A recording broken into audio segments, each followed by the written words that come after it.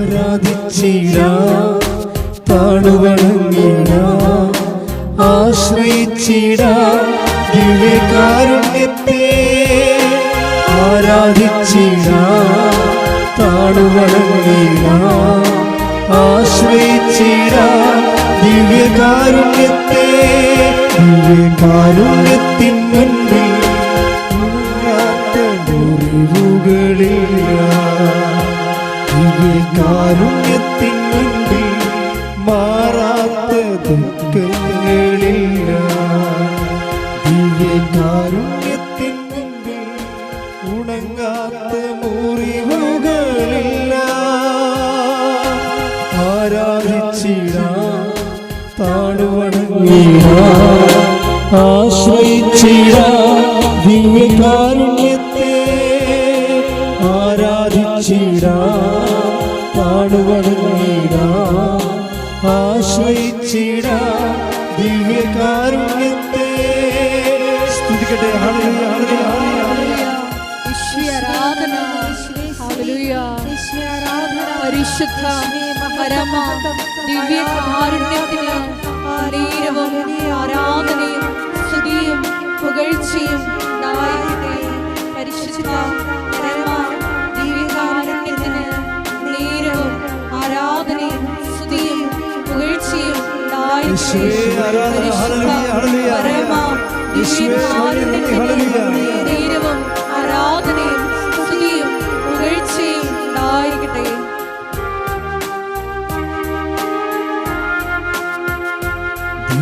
ദിവ്യകാരുണ്യത്തിൻ മുൻപിൽ അകലാത്ത രോഗങ്ങളില്ല. ദിവ്യകാരുണ്യത്തിൻ മുൻപിൽ പൊറുക്കാത്ത പാപങ്ങളില്ല. ദിവ്യകാരുണ്യത്തിൻ മുൻപിൽ അഴിയാത്ത ബന്ധനമില്ല. കാരുണ്യത്തിൻ മുൻപിൽ കുറയാത്ത ആരാധിച്ചിടാം, താണുവണങ്ങിടാം, ആശ്രയിച്ചിടാം ദിവ്യകാരുണ്യത്തെ. ആരാധിച്ചിടാം, താണുവണങ്ങിടാം, ആശ്രയിച്ചിടാം ദിവ്യകാരുണ്യത്തെ. സ്തുതിക്കട്ടെ. ഹല്ലേലൂയ, ഹല്ലേലൂയ, ഹല്ലേലൂയ. മഹത്വം, മഹത്വം. ആരാധന, ആരാധന. യേശുവേ ആരാധന, യേശുവേ മഹത്വം. ഹല്ലേലൂയ. യേശുവേ നന്ദി, യേശുവേ ആരാധന.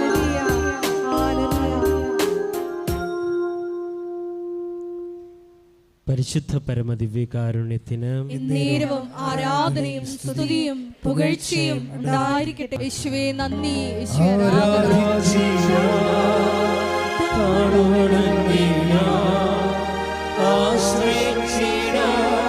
ദിവ്യകാരുണ്യത്തെ. ആരാധിച്ചിടാം, താണുവണങ്ങിടാം, ആശ്രയിച്ചിടാം ദിവ്യകാരുണ്യത്തെ. യേശുവേ നന്ദി, യേശുവേ ആരാധന. യേശുവേ നന്ദി. ഹല്ലേലൂയ, ഹല്ലേലൂയ, ഹല്ലേലൂയ, ഹല്ലേലൂയ.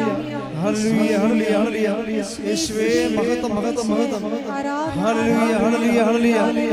യേശുവേ സ്തുതി. ഹല്ലേലൂയ, ഹല്ലേലൂയ, ഹല്ലേലൂയ, ഹല്ലേലൂയ. ആരാധന, ആരാധന. യേശുവേ നന്ദി, യേശുവേ സ്തുതി. ഹല്ലേലൂയ, ഹല്ലേലൂയ, ഹല്ലേലൂയ, ഹല്ലേലൂയ. യേശുവേ നന്ദി. ആരാധിച്ചിടാം, താണുവണങ്ങിടാം, ആശ്രയിച്ചിടാം ദിവ്യകാരുണ്യത്തെ. ആരാധിച്ചിടാം, താണുവണങ്ങിടാം, ആശ്രയിച്ചിടാം ദിവ്യകാരുണ്യത്തെ. യേശുവേ ആരാധന, മഹത്വം, മഹത്വം. ആരാധന, ആരാധന. ഹല്ലേലൂയ. യേശുവേ നന്ദി. ആശ്രയത്തിന്റെ നേരമിന്റെ ആശ്വാസം നിന്റെ ജനമായി തോന്നി. എന്റെ വേദനകൾ സൗഖ്യമാകണമേ. ശക്തിയോടെ കഴിയാം.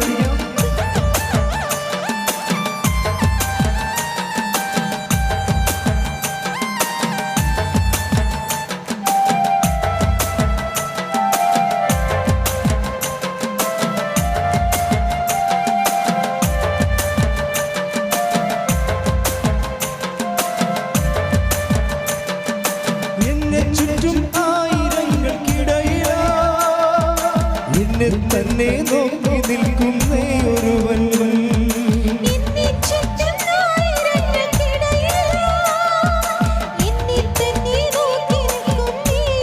ഉച്ചത്തിൽ പാടാം. എന്നെ ചുറ്റും ആയിരങ്ങൾക്കിടയിലാ, എന്നെ തന്നെ നോക്കി നിൽക്കുന്നേ ഒരുവൻ. അത് യേശുവായിരുന്നു, എന്റെ രക്ഷയായിരുന്നു. അവൻ എന്റെ ശിക്ഷയേറ്റ് വാങ്ങി നിന്നു. അത് യേശുവായിരുന്നു, എന്റെ രക്ഷയായിരുന്നു. അവൻ എന്റെ ശിക്ഷയേറ്റ് വാങ്ങി നിന്നു. കൈകൾ ഉയർത്തിയടിയാടിയാം. ബത്സയിദ കുളക്കരയിലെ രോഗിയോ, ഞാൻ തളർന്നവനാകുന്നു. നിന്റെ കരുണ തേടുന്നു, വൈകല്ലേ എന്റെ മോചക. ശക്തിയോടെ ബത്സയിദ കുളക്കരയിലെ രോഗിയോ, ഞാൻ തളർന്നവനാകുന്നു. നിന്റെ കരുണ തേടുന്നു, വൈകല്ലേ എന്റെ മോചക.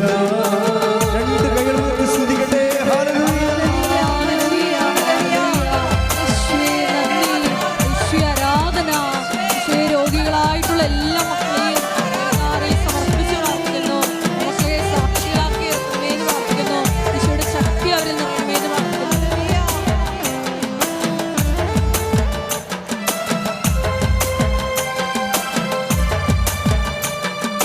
ചാട്ടവാറുകൊണ്ടു പ്രഹരമേൽക്കവേ, ചീച്ചിയില്ല കോപമെന്റെ നായകൻ.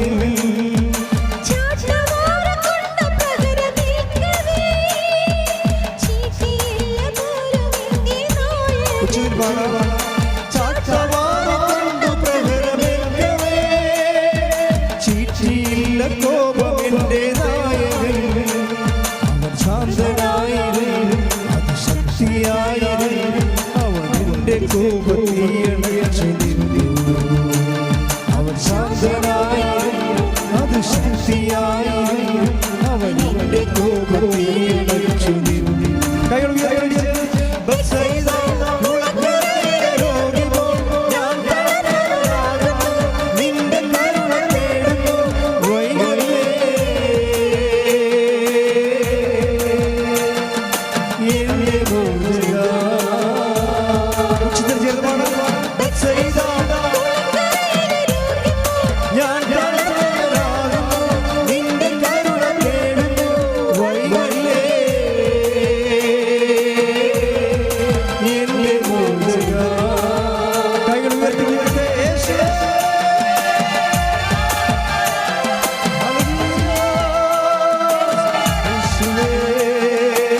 ഹല്ലേലൂയ, ഹല്ലേലൂയ, ഹല്ലേലൂയ, ഹല്ലേലൂയ. എല്ലാവരും സ്തുതിക്കട്ടെ. ഹല്ലേലൂയ. ഹല്ലേലൂയ, ഹല്ലേലൂയ. യേശുവേ ആരാധന, ആരാധന, ആരാധന. ഹല്ലേലൂയ, ഹല്ലേലൂയ. യേശുവേ നന്ദി, യേശുവേ ആരാധന. മഹത്വം. കൈയടിച്ച്. എന്നെ ചുറ്റും ആയിരങ്ങൾക്കിടയിലാ, എന്നെ തന്നെ നോക്കി നിൽക്കുന്നേ ഒരുവൻ.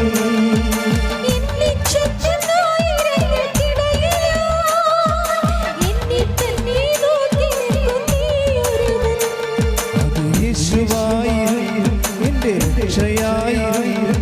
അവൻ എന്റെ ശിക്ഷയേറ്റു വാങ്ങി നിന്നു.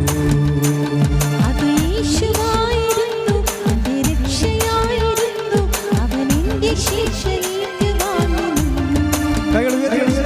ബത്സയിദ കുളക്കരയിലെ രോഗിയോ, ഞാൻ തളർന്നവനാകുന്നു. നിന്റെ കരുണ തേടുന്നു, വൈകല്ലേ എന്റെ മോചക. ഉച്ചത്തിൽ പാടാം. ബത്സയിദ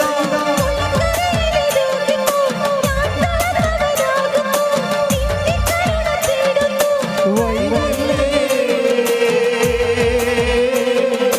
എന്റെ മോചക. യേശുനാമം എന്റെ ആശ്രയം, ആശ്രയത്തിന്റെ നേരം എന്റെ ആശ്വാസം.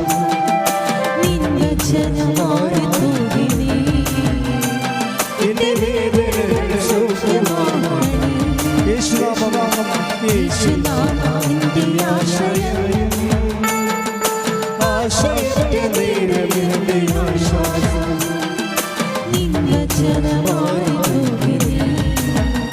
എന്റെ വേദനകൾ സൗഖ്യമാക്കും. കൈകൾ ഉയർത്തിപ്പിടിച്ച് ബത്സയിദ കുളക്കരയിലെ രോഗിയോ, ഞാൻ തളർന്നവനാകുന്നു, നിന്റെ കരുണ തേടുന്നു, വൈകല്ലേ.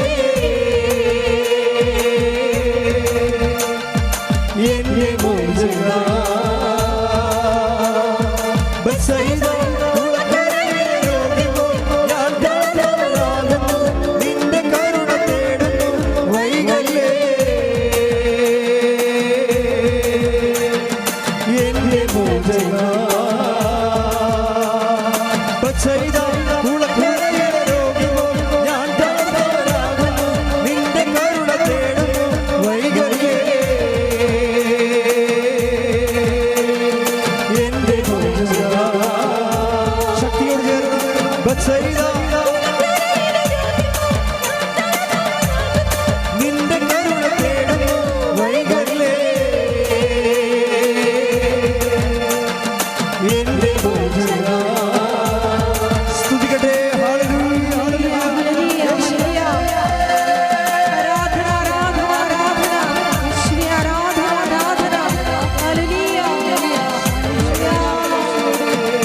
ഹല്ലേലൂയ, ഹല്ലേലൂയ, ഹല്ലേലൂയ. ആരാധന, ആരാധന, ആരാധന. യേശുവേ, വഴി നടത്തണമേ എന്ന് പ്രാർത്ഥിക്കുന്നു. സൗഖ്യത്തിലേക്ക് ആരാധന, ആരാധന. പുതിയ യേശുവേ, സ്തുതി. യേശുവേ, ആരാധന. ഹല്ലേലൂയ, ഹല്ലേലൂയ, ഹല്ലേലൂയ, ഹല്ലേലൂയ. യേശുവേ. ജീവനായ മഹത്വം. ഹല്ലേലൂയ, ഹല്ലേലൂയ. യേശുവേ ആരാധന. യേശുവേ നന്ദി. യേശുവേ ആരാധന. ഹല്ലേലൂയ, ഹല്ലേലൂയ. വികാരുണ്യമായി ജീവനുള്ള സാന്നിധ്യമായി നമ്മളോട് കൂടെ വസിക്കുന്ന അവിടുത്തെ വലിയ സ്നേഹത്തിന് നമുക്ക് നന്ദി പറയാം. മരിയൻ ഉടമ്പടി വഴി നിത്യതയുടെ കവാടം നമുക്ക് തുറന്നു തന്ന ദൈവപിതാവിൻ്റെ സ്നേഹത്തിന് നമുക്ക് ഹൃദയത്തിൽ പിതാവിന് നന്ദി പറയാം. കാരുണ്യ പ്രവർത്തനങ്ങളിലൂടെയും പ്രേക്ഷിത പ്രവർത്തനങ്ങളിലൂടെയും എല്ലാം ഉടമ്പടി നിബന്ധനകൾ കൂടുതൽ ദൈവസ്നേഹത്തോടെയും വിശ്വസ്തയോടെയും പാലിക്കുവാനുള്ള കൃപ ഓരോ ഉടമ്പടി ആരാധനയിലും അധികമായി ഞങ്ങൾക്ക് നൽകണമേ എന്ന് പ്രത്യേകമായിട്ട് അതിനുള്ള കൃപയ്ക്ക് വേണ്ടി ഒരു നിമിഷം പ്രാർത്ഥിക്കാം. ഒപ്പം തന്നെ സഹോദര വിദ്യ നമ്മുടെ വിഷയങ്ങളേക്കാൾ അപ്പുറത്ത് ഒത്തിരിയേറെ വിഷമസന്ധികളിലൂടെ കടന്നു പോകുന്ന മക്കള് ഈ ആരാധനയിൽ വിവിധ സമയങ്ങളിൽ പങ്കെടുത്ത് പ്രാർത്ഥിക്കാൻ പോകുന്നുണ്ട്. ആ മക്കളെ എല്ലാം നമുക്ക് മുൻകൂട്ടി കണ്ടുകൊണ്ട് അവരുടെ വിവിധങ്ങളായ വിഷയങ്ങൾ, ലോകത്തിൻ്റെ വിവിധ ഭാഗങ്ങളിലിരുന്ന് പ്രാർത്ഥിക്കുന്ന മക്കളുടെ വിഷയങ്ങൾ ആരാധനാ മണിക്കൂറിൽ ഒരു നിമിഷം നമുക്ക് ഈ അൾത്താരയിൽ സമർപ്പിച്ച് പ്രാർത്ഥിക്കാം. എല്ലാ മക്കളെയും പരിശുദ്ധ അമ്മയുടെ പ്രത്യക്ഷീണം നടന്ന ഈ അൾത്താരയിൽ വന്ന് സാക്ഷ്യം പറയാൻ അനുഗ്രഹിക്കണമേ എന്ന് നമുക്കൊരു നിമിഷം പ്രാർത്ഥിക്കാം. ഒപ്പം തന്നെ ബഹുമാനപ്പെട്ട വി പി ജോസഫ് അച്ഛനെ നമുക്ക് പ്രത്യേകമായിട്ട് ഈ ആരാധനയിൽ സമർപ്പിച്ച് പ്രാർത്ഥിക്കാം. അച്ഛനിലൂടെ ഉടമ്പടി എന്ന വലിയ പ്രാർത്ഥനയും കൃപാസനം എന്ന വലിയ ദൈവിക പദ്ധതിയും വെളിപ്പെട്ട് കിട്ടിയതിന് നമുക്ക് ദൈവത്തിന് നന്ദി പറയാം. ഒത്തിരി മക്കളെ ഇനിയും നിത്യതയുടെ അവകാശികളാക്കുവാൻ മരിയൻ ഉടമ്പടി എന്ന ഈ വലിയ പ്രാർത്ഥന ഈശോയെ ഇടയാക്കണമേ എന്ന് ഒരു നിമിഷം ഞങ്ങൾ പ്രാർത്ഥിക്കുന്നു. ഒപ്പം തന്നെ വിവിധ ജീവിത ദുരിതങ്ങളിലൂടെ കടന്നുപോയിക്കൊണ്ടിരിക്കുന്ന മക്കളെ ഒരു നിമിഷം ഈ അൾത്താരയിൽ സമർപ്പിച്ച് പ്രാർത്ഥിക്കുകയാണ്. ആരാധന, ഈ ഒരു ആരാധന അവസാനത്തെ അവലംബമായി പങ്കെടുത്ത് പ്രാർത്ഥിക്കുന്ന മക്കളുണ്ട്. ഈശോയെ അവരുടെ കണ്ണുനീര് ഏറ്റെടുക്കണമേ എന്ന് പ്രാർത്ഥിക്കുന്നു. അവർക്ക് പുതിയ ജീവിത വഴികൾ ജീവിതത്തിൽ തുറന്നു കൊടുക്കണമേ എന്ന് പ്രാർത്ഥിക്കുന്നു.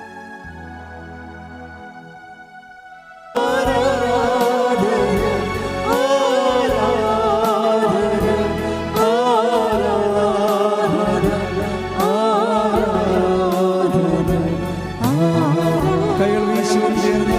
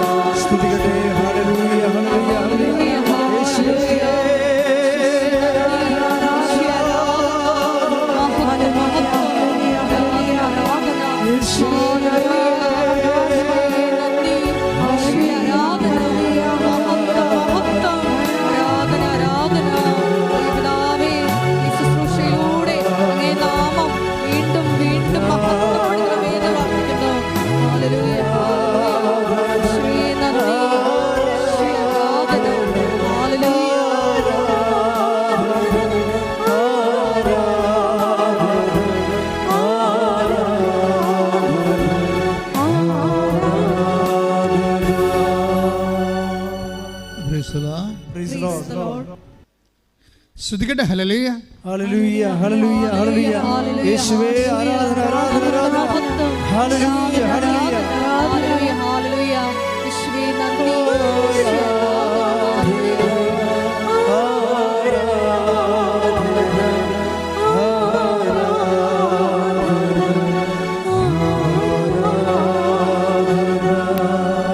പരിശുദ്ധ പരമദിവ്യകാരുണ്യത്തിന് എന്നേരവും ആരാധനയും സ്തുതിയും പുകഴ്ചയും ഉണ്ടായിരിക്കട്ടെ.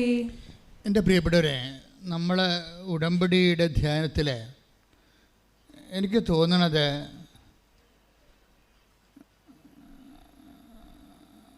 നമ്മൾ ദൈവത്തോട് ചോദിക്കേണ്ട ഏറ്റവും വലിയ അനുഗ്രഹം എന്ന് പറയണത് ദൈവ അനുഭവത്തെക്കുറിച്ചാണ്. ഇപ്പം നിങ്ങൾ ജോലി വേണം, വീട് വേണം, വിവാഹം നടക്കണം, ജപ്തി നടപടി ഒഴിവാകണം, അങ്ങനെ ഒത്തിരിയേറെ സങ്കടം വരുന്ന ഒത്തിരിയേറെ ജീവിത വിഷയങ്ങളോട് നമ്മൾ ഏറ്റുമുട്ടുകയല്ലേ. കച്ചവടം നടക്കുന്നവർക്ക് ഇപ്പം ബിസിനസ്സിലുണ്ടാകുന്ന തകർച്ച, ശരിക്കും തോന്നുന്നു ദൈവത്തിന് ഒരു സെക്കൻഡ് മതിയെന്ന് തോന്നണേ നമ്മുടെ വിഷയം പരിഹരിക്കാൻ. ഒരു സെക്കൻഡ്. കഴിഞ്ഞ ദിവസങ്ങളിൽ ഇവിടെ ഞാൻ നിൽക്കുമ്പോൾ ഒരു മനുഷ്യൻ എഴുതിക്കൊണ്ട് വന്നിരിക്കുന്നത് 33 കോടി രൂപ കടമുണ്ടെന്നാണ്. 33 കോടി രൂപ കടം. അപ്പോൾ വെള്ളച്ചീട്ടിലാണല്ലേ ഈ കുടുംബ പ്രശ്നങ്ങൾ പറയുന്ന വെള്ളച്ചീട്ടാണ് അല്ലേ. അതായത് കടാവന്നവർ പരീക്ഷക്കാർക്ക് കുങ്കുമ നിറമുള്ള അല്ലെങ്കിൽ ഓറഞ്ച് നിറമുള്ള സീറ്റായിരിക്കും. +1കാർക്ക് +2കാർക്ക് നീല നിറമുള്ള ചീട്ടാണ്. ആ ചീട്ട് കടം പറയാം വിഷയം. അപ്പോൾ കുടുംബ പ്രശ്നങ്ങൾ പറയുന്നത് വെള്ളച്ചീട്ടിലാണ്. വെള്ളച്ചീട്ട് വായിച്ച് നോക്കിയപ്പോൾ എഴുതിയിരിക്കുന്നത് 33 കോടി രൂപ കടമാണ്. അപ്പോൾ അതുമാത്രം എഴുതിയിട്ടുള്ള എൻ്റെ അടുത്ത് 33 കോടി രൂപ കടം. അപ്പോൾ ഞാനത് ചോദിച്ചു, ഇത് എന്താണിത്, പരിഹാരം എന്തെങ്കിലും മനസ്സിലുണ്ടോ എന്ന് ചോദിച്ചു. കാര്യം അദ്ദേഹത്തിൻ്റെ ബിസിനസ്സിനെ കുറിച്ച് സ്വാഭാവികമായിട്ട് നടക്കേണ്ട സ്വാഭാവിക സൊല്യൂഷനാണ് ഞാൻ ചോദിക്കുന്നത്. അതായത് ഡിവൈൻ സൊല്യൂഷനുണ്ട്. അയാൾക്ക് വേണ്ടത് മാനുഷിക സൊല്യൂഷനല്ലേ വേണ്ടത്. അപ്പോൾ അതിന് സ്വാഭാവികമായി അദ്ദേഹത്തിൻ്റെ ബിസിനസ്സുമായിട്ട് ചേർന്ന എന്താണ് സൊല്യൂഷനാണ് മനസ്സിലുള്ളതെന്ന് ചോദിച്ചു. അമ്മയടുത്ത് വന്ന് പറയണ മുമ്പ് നമ്മളത് ചോദിക്കണമല്ലോ. അത് ചിലത് ഞാൻ ചോദിക്കും. അപ്പോൾ അദ്ദേഹം പറഞ്ഞ്, അച്ഛാ ഗൾഫിൽ എൻ്റെ ഒരു ഓർഡർ റിജക്റ്റ് ചെയ്തതെന്ന് പറഞ്ഞു. അപ്പോൾ അത് 32 കോടി രൂപയുടെ ഓർഡറാണ് റിജക്റ്റ് ചെയ്തിരിക്കുന്നത്. കമ്പനി വരെ സ്കോഷായിപ്പോയി, സ്മാഷ്. അത് കമ്പനി നിലവില്ലാത്ത രീതിയിൽ കമ്പനി ലോക്ക്ഡൗൺ ആയി. അതാണ് പ്രശ്നം. അപ്പോൾ അത് ഒരു മെയിൽ അയാൾക്ക് കഴിഞ്ഞ ദിവസങ്ങൾ വന്നായിരുന്നു. നിങ്ങളുടെ റിജക്റ്റ്, നിങ്ങൾ ഓർഡർ പ്ലാസ്റ്റിക് എന്തോ ഉണ്ടാക്കി കൊടുക്കണ ജോലിയാണ്. പ്ലാസ്റ്റിക് ഉൽപ്പന്നങ്ങൾ അദ്ദേഹം പുതിയ സിസ്റ്റം അനുസരിച്ച് യൂറോപ്യൻ ഓർഡറിന് പറ്റുന്ന രീതിയിലുള്ള പുതിയ യന്ത്രങ്ങളൊക്കെ സംഘടിപ്പിച്ചിട്ട് ഉൽപ്പന്നത്തിൽ മികവുണ്ടാക്കി ഒക്കെ വന്നപ്പോൾ ഓർഡർ പോയി. ഉൽപ്പന്നത്തിൽ മികവ് യൂറോപ്യൻ വിപണി കൊടുക്കാൻ പറ്റിയ പ്ലാസ്റ്റിക് ഉൽപ്പന്നങ്ങളാണ് ഉണ്ടാക്കിയിരിക്കുന്നത്. പക്ഷേ അതിൻ്റെ ഓർഡർ ഖത്തറിലെ ഓർഡറാണ് പോയിരിക്കുന്നത്. അപ്പോൾ 33 കോടി രൂപ കടമായി. അമ്മ പ്രത്യക്ഷപ്പെട്ട സ്ഥലത്താണ് നമ്മളിത് വിഷയം കൊണ്ടുവന്ന് സമർപ്പിക്കുന്നത്. അതിന് പ്രത്യേക പ്രാർത്ഥനയുണ്ട്.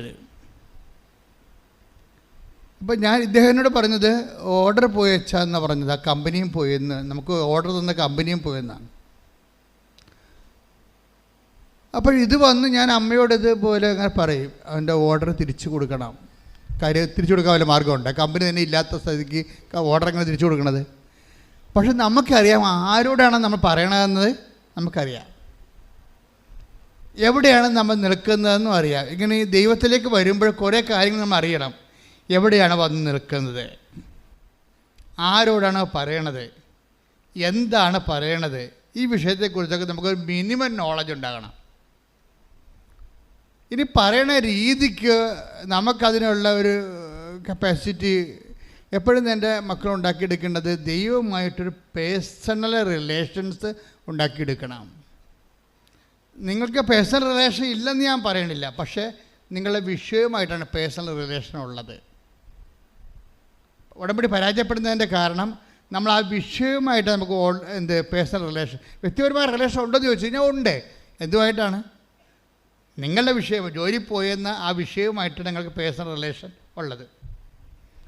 അല്ലെങ്കിൽ നിങ്ങൾ പരീക്ഷ എഴുതി, നിങ്ങൾ പരീക്ഷ ക്വസ്റ്റ്യൻസ് ഒന്നും വന്നില്ല, എഴുതിയെല്ലാം തെറ്റാണെന്ന് നിങ്ങൾക്കറിയാം. അയ്യോ തെറ്റാണല്ല, ഇതിൻ്റെ റിസൾട്ട് എന്ത് കുളവാകുമല്ലോ. അപ്പോൾ വിഷയവുമായിട്ടാണ് നിങ്ങൾക്ക് പേഴ്സണൽ റിലേഷൻ ഉള്ളത്. ഇതൊരു പാരഡൈം ഷിഫ്റ്റിൽ വരണം, നേരെ തിരിച്ച് വരണം. യുക്കട്ടെടുത്ത് വരിക എന്ന് പറയില്ല, അതുപോലെ എന്താണ്, വിഷയവുമായിട്ട് നമുക്ക് യാതൊരു ബന്ധവുമില്ല. പിന്നെ എന്താണ്, ദൈവവുമായിട്ട് ബന്ധം. ഉടമ്പടിയിലെ ഫോർമുല എല്ലാം നിങ്ങളെ ദൈവവുമായിട്ട് പേഴ്സണൽ ബന്ധപ്പെടുത്തുന്ന ഫോർമുലയാണ് ഉള്ളത്. വിഷയവുമായി ബന്ധപ്പെടുത്തുന്ന ഫോർമുലയൊന്നുമില്ല. അതുകൊണ്ടാണ് നമ്മുടെ പ്രാർത്ഥനകളെല്ലാം വളരെ മൈൽഡ് പ്രാർത്ഥനകളാണ്. അല്ലാതെ കാറിക്കൂവി ബഹളം ഉണ്ടാക്കി സ്തുതിച്ച് പറച്ച് തല്ലി വീഴണ അങ്ങനെയുള്ള കലാപരിപാടികളൊന്നും ഉടമ്പടി പ്രാർത്ഥനകളില്ല. എന്നാൽ ഞാൻ പ്രൊമോട്ട് ചെയ്യത്തില്ല. കാര്യം ആ ഒരു സ്ഥലമല്ല ഇത്. നിങ്ങൾക്ക് അങ്ങനെയൊക്കെ തോന്നുമായിരിക്കുക, നിങ്ങളൊക്കെ കേട്ട് സ്തുതിച്ച് വിറച്ച് തല്ലി വീഴണമെന്ന്. ഇവിടെ വീഴാൻ സമ്മതിക്കുക. വീണ് കഴിഞ്ഞാൽ അപ്പം അത് പൊക്കിക്കൊണ്ട് വെള്ളം കൊടുക്കുക, അതിനേ ഉള്ളൂ. അതെന്താ പ്രശ്നം വെച്ച് കഴിഞ്ഞാൽ ഇവിടെ ഒരു റിലേഷൻസ് ദൈവവുമായിട്ട് ഉണ്ടാക്കിയെടുക്കണം. അത് ദൈവത്തിന് തോന്നണം സത്യസന്ധമാണെന്ന്. നിങ്ങൾക്ക് തോന്നിയാൽ മാത്രം പോരാ, ദൈവത്തിന് തോന്നണം ഈ റിലേഷൻ സത്യസന്ധമാണെന്ന് തോന്നണം. കാര്യം ഇവിടെ പ്രോബ്ലം എപ്പോഴും വന്നിരിക്കുന്ന ഒരു വിഷയം എന്ന് പറയണത്, എല്ലാവർക്കും ദൈവമായിട്ട് ബന്ധമുണ്ട്. പക്ഷേ ഇഷ്യൂ ബേസ്ഡ് വരുമ്പോൾ നിങ്ങളുടെ സ്വന്തം സ്വഭാവം കാണിക്കും. കൃപാസന ഒരു ആധ്യാത്മികമായ കളരി എന്ന രീതിയിൽ അവിടെ പഠിക്കേണ്ടത് എങ്ങനെയാണ് ദൈവമായിട്ടൊരു ഇൻട്രാക്ഷൻ സാധിക്കേണ്ടത് എങ്ങനെയാണ്. എപ്പോഴും നമ്മൾ ശ്രദ്ധിക്കേണ്ടത്, ഒരു വിഷയം വന്നാൽ നമ്മളുടെ കയ്യിൽ അസ്ഥിഭദ്രത പ്രധാനപ്പെട്ട വിഷയമാണ്. ഇപ്പം നിങ്ങളുടെ വീട്ടിൽ നിന്ന് ഇറങ്ങിയപ്പോൾ തന്നെ ഇന്ന് വീട്ടിലുള്ള എല്ലാവരും പറഞ്ഞ് ഇവിടെ നിൽക്കി ഇന്ന് അളിയൻ വരും, അല്ലെങ്കിൽ ഇന്ന് എൻ്റെ ബന്ധുക്കൾ വരും, സ്വന്തം അത് ഇന്നിവിടെ നിൽക്ക്, നമുക്ക് അടുത്ത ഞായറാഴ്ച പോകാമല്ല ഉടമ്പടി ധ്യാനത്തിന് എന്ന് പറഞ്ഞ് നിങ്ങളെ പിടിച്ച് തെച്ച് വിചാരിച്ചോ. വീട്ടിൽ ഉള്ളവർ പിടിച്ചു നിർത്തും. അവരുടെ ഉദ്ദേശം അവിടെ നിൽക്കുക എന്നുള്ളത് തന്നെ, അവർക്ക് വേറെ എന്തെങ്കിലുമൊക്കെ ഉദ്ദേശം ഉണ്ടാവും. അത് ദൈവികമായ ഉദ്ദേശമായിരിക്കത്തില്ല, മാനുഷികവും കുടുംബപരമായ ഉദ്ദേശമൊക്കെ ആയിരിക്കും. പക്ഷെ നിങ്ങൾ അവിടെ നിന്ന് സ്കൂട്ടായി ദൈവത്തിൻ്റെ അടുത്ത് വരികയും, അപ്പോൾ അതിനൊരു പോയിൻ്റ് ഉണ്ട്.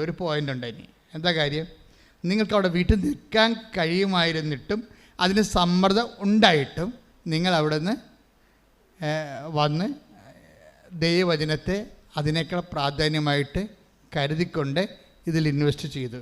ഇതിൻ്റെ പേരിൽ വീട്ടിൽ ചെല്ലുമ്പോൾ ചിലപ്പോൾ നമ്മുടെ തന്ത തന്നെ നമ്മുടെ തന്തയ്ക്ക് വിളിച്ചെന്ന് വരും. തന്തമാർ തന്നെ നമ്മുടെ തന്തയ്ക്ക് വിളിക്കണം വരും. അപ്പോൾ അതൊക്കെ നമ്മൾ സന്തോഷത്തോടെ കേട്ട് അതൊക്കെ അക്കൗണ്ടിലാക്കി വീണ്ടും ഒരു പോയിൻ്റ് ഉണ്ടാക്കും. നിങ്ങൾ ഒരു കാരണവശാലും വിട്ടുകൊടുക്കരുത്. ഇതൊരു യുദ്ധമാണ്.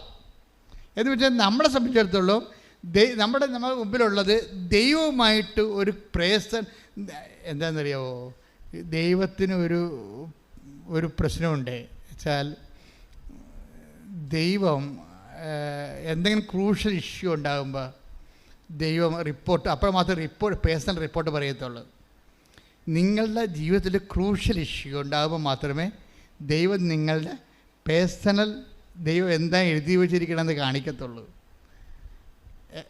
നിങ്ങളുടെ ജീവിതത്തിൽ ഒരു പ്രത്യേക പ്രശ്നമുണ്ടായി, നിങ്ങളൊരു ക്രൂഷ്യൽ ഇഷ്യൂലായി, നിങ്ങൾക്ക് ദൈവത്തെ വിട്ട് നിൽക്കാൻ പറ്റാത്ത അവസ്ഥ, ദൈവം നിങ്ങളെ സഹായിച്ചാൽ മാത്രമേ നിങ്ങൾ നിലനിൽക്കത്തുള്ളൂ. അതാണ് ക്രൂഷ്യൽ ഇഷ്യൂ എന്ന് പറയുന്നത്. ഞാൻ ഈ ഇടയ്ക്ക് ഈ ക്രൂഷ്യൽ ഇഷ്യൂ എന്നൊക്കെ പറയുമ്പോഴേ വല്യപ്പന്മാരൊക്കെ എന്നെ രൂക്ഷമായി നോക്കുന്നു, ഇത് വല്ല തെറി വല്ലതും ആയിരിക്കും അത്. ഞാൻ ഉദ്ദേശിക്കുന്നത് ഇത്രയേ ഉള്ളൂ, ഒരു വലിയ പ്രശ്നം ഉണ്ടായി വരുമ്പോഴേ അത് ദൈവം കനിഞ്ഞാൽ മാത്രമേ നമുക്ക് നിലനിൽപ്പുള്ളൂ. അങ്ങനെ ഒരു എഡ്ജിലാണ്, അറ്റത്താണ് നമ്മൾ നിൽക്കണം എന്നുണ്ടെങ്കിൽ ദൈവം ഉടനെ പേഴ്സണൽ ഡയറി കാണിക്കും. നമ്മൾ അവിടെയാണ് പ്രശ്നം. നമ്മളെക്കുറിച്ച് എഴുതി വെച്ചിരിക്കണ കാണിക്കും.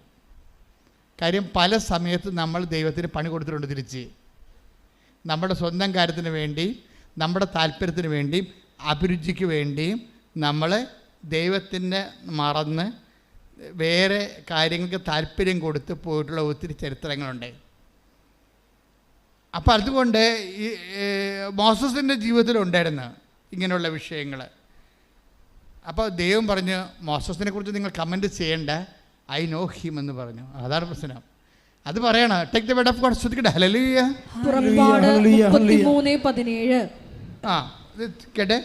പുറപ്പാട് 33:17 എന്താ പറയണേ?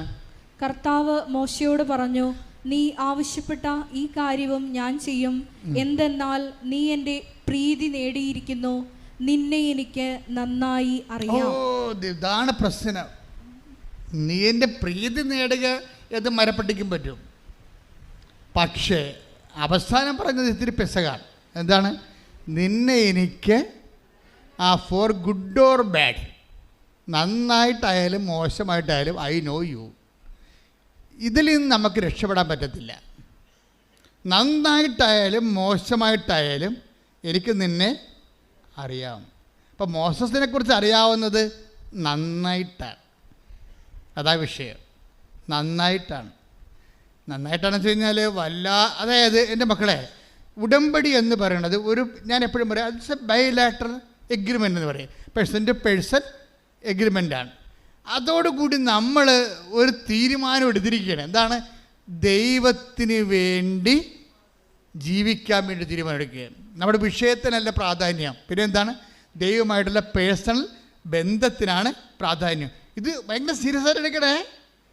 മോസസ് ഈ കണ്ട ജനങ്ങളെ മുഴുവനും ഈജിപ്തിൽ നിന്ന് വിളിച്ചിറക്കി മരുഭൂമിയിലൂടെ കൊണ്ടുപോകുമ്പോഴും ആ മനുഷ്യന് ദൈവത്തോട് മാത്രമായിരുന്നു കൂറ്, ജനങ്ങളോടുള്ള കൂറ്, ദൈവത്തോടെ കൂറ്. അതുകൊണ്ടാണ് ദൈവം പറയണത്, ഒരിക്കൽ മോസസ് സീനായ് മലമുകളിലേക്ക് പോയി, പിന്നെ കാണാണ്ടായി. 5-6 ദിവസത്തെക്കുറിച്ച് മോസസിനെക്കുറിച്ച് ഒരു പിടിയുമില്ലാതെ. അപ്പം കുറേ ജനങ്ങൾ പറഞ്ഞ്, ജനങ്ങളുടെ കൂട്ടത്തിൽ എപ്പോഴും പ്രതിപക്ഷം ഉണ്ടാകും, ദൈവത്തിൻ്റെ പ്രതിപക്ഷം. കുടുംബത്തിലുണ്ട്, നിങ്ങളുടെ കുടുംബത്തിലുണ്ടാകും ദൈവത്തിൻ്റെ പ്രതിപക്ഷം. ദൈവത്തിൻ്റെ ഭരണകക്ഷ്യം ഉണ്ടാകും, ദൈവത്തിൻ്റെ പ്രതിപക്ഷം ഉണ്ടാകും. എന്തെങ്കിലും ഒരു ഇഷ്യൂ ഉണ്ടായി, കെട്ടിയെടുത്ത് ആലപ്പുഴ പോയില്ല, എന്നിട്ട് ഉണ്ടാക്കിയ ഇവിടെ ചോദിക്കൂ, എടി ഞാൻ വേല എടുത്തിട്ടാണ് കഞ്ഞി വെക്കുന്നത്, അല്ലാതെ ഉടമ്പടി എടുത്തിട്ടല്ല. അതാണ് ദൈവത്തിൻ്റെ പ്രതിപക്ഷം. അവനവരോ വേണ്ട. അത് എന്തെങ്കിലും ഈടറവ് വരുമ്പോൾ മാത്രമേ അത് ദൈവത്തിൻ്റെ പ്രതിപക്ഷം വരത്തുള്ളൂ. അല്ലെങ്കിൽ മിണ്ടാതെ അടങ്ങി ഒതുങ്ങി അവിടെ ഇരുന്നുള്ളൂ. നീ സാക്ഷ്യം പറഞ്ഞു കഴിഞ്ഞാൽ നിനക്ക് അനുഗ്രഹം കിട്ടി സാക്ഷ്യം പറഞ്ഞു എന്ന് പറഞ്ഞു ഒരു ഓയൊക്കെ വെച്ചാൽ അവിടെ ഇരുന്നോളൂ, കുഴപ്പമില്ല, ഉപദ്രവം ചെയ്യത്തില്ല.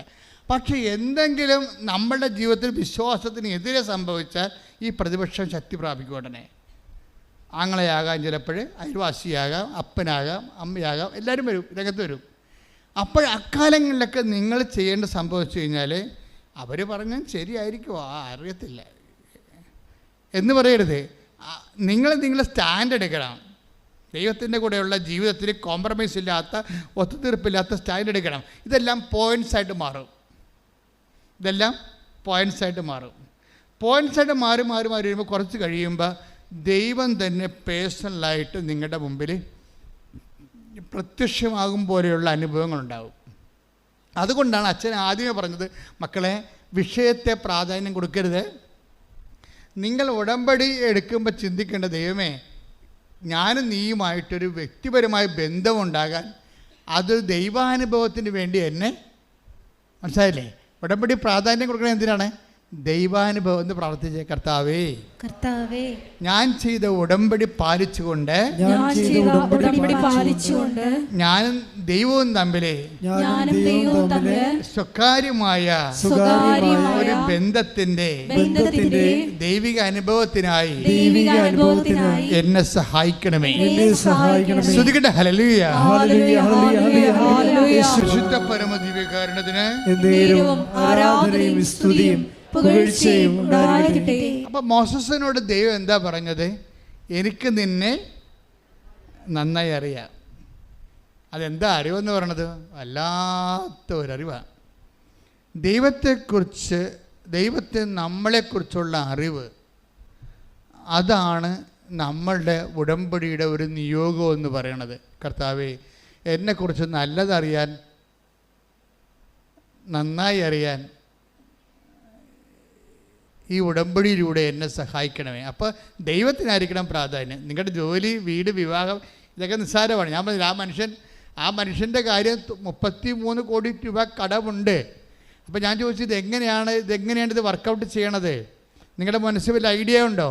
അപ്പോൾ അച്ഛാ, അത് കമ്പനി പൂട്ടിപ്പോയി, ഓർഡർ ക്യാൻസലായി, അതാണ് എൻ്റെ അവസ്ഥ എന്ന് പറയും. ഇപ്പം ഞാൻ അമ്മയോട് പറഞ്ഞു, അമ്മ കമ്പനി പൂട്ടിപ്പോയി,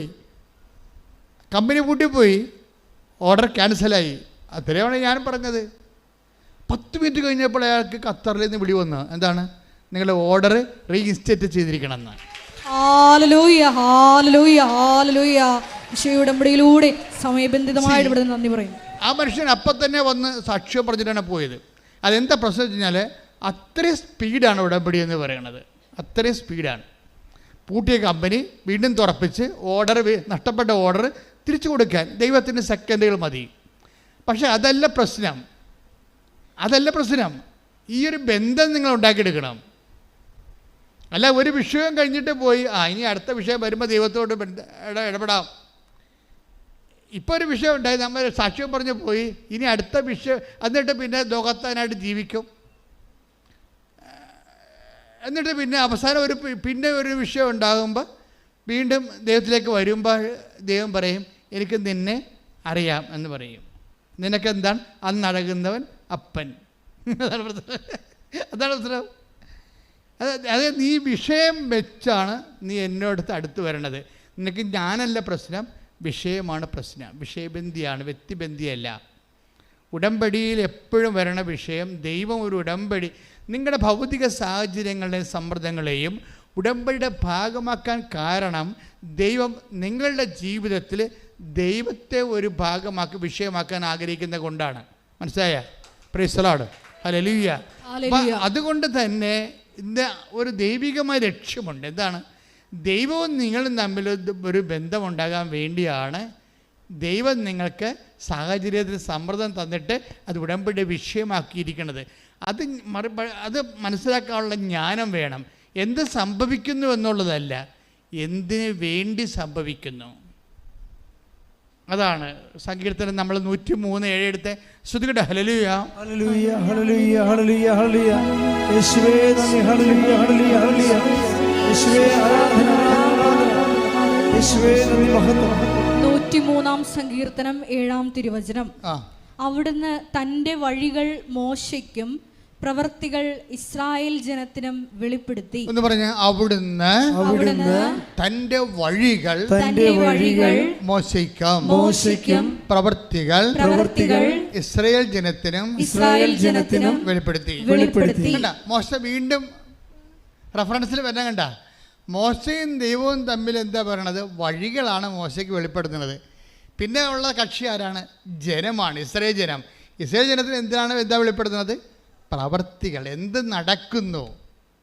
ജോലി കിട്ടുന്നു, വിവാഹം നടക്കുന്നു, 20 കൊല്ലമായിട്ട് മക്കളില്ലാത്തവർക്ക് മക്കളുണ്ടാകുന്നു, എന്ത് നടക്കുന്നുവെന്നാണ് ജനങ്ങളോട് പറയണത്.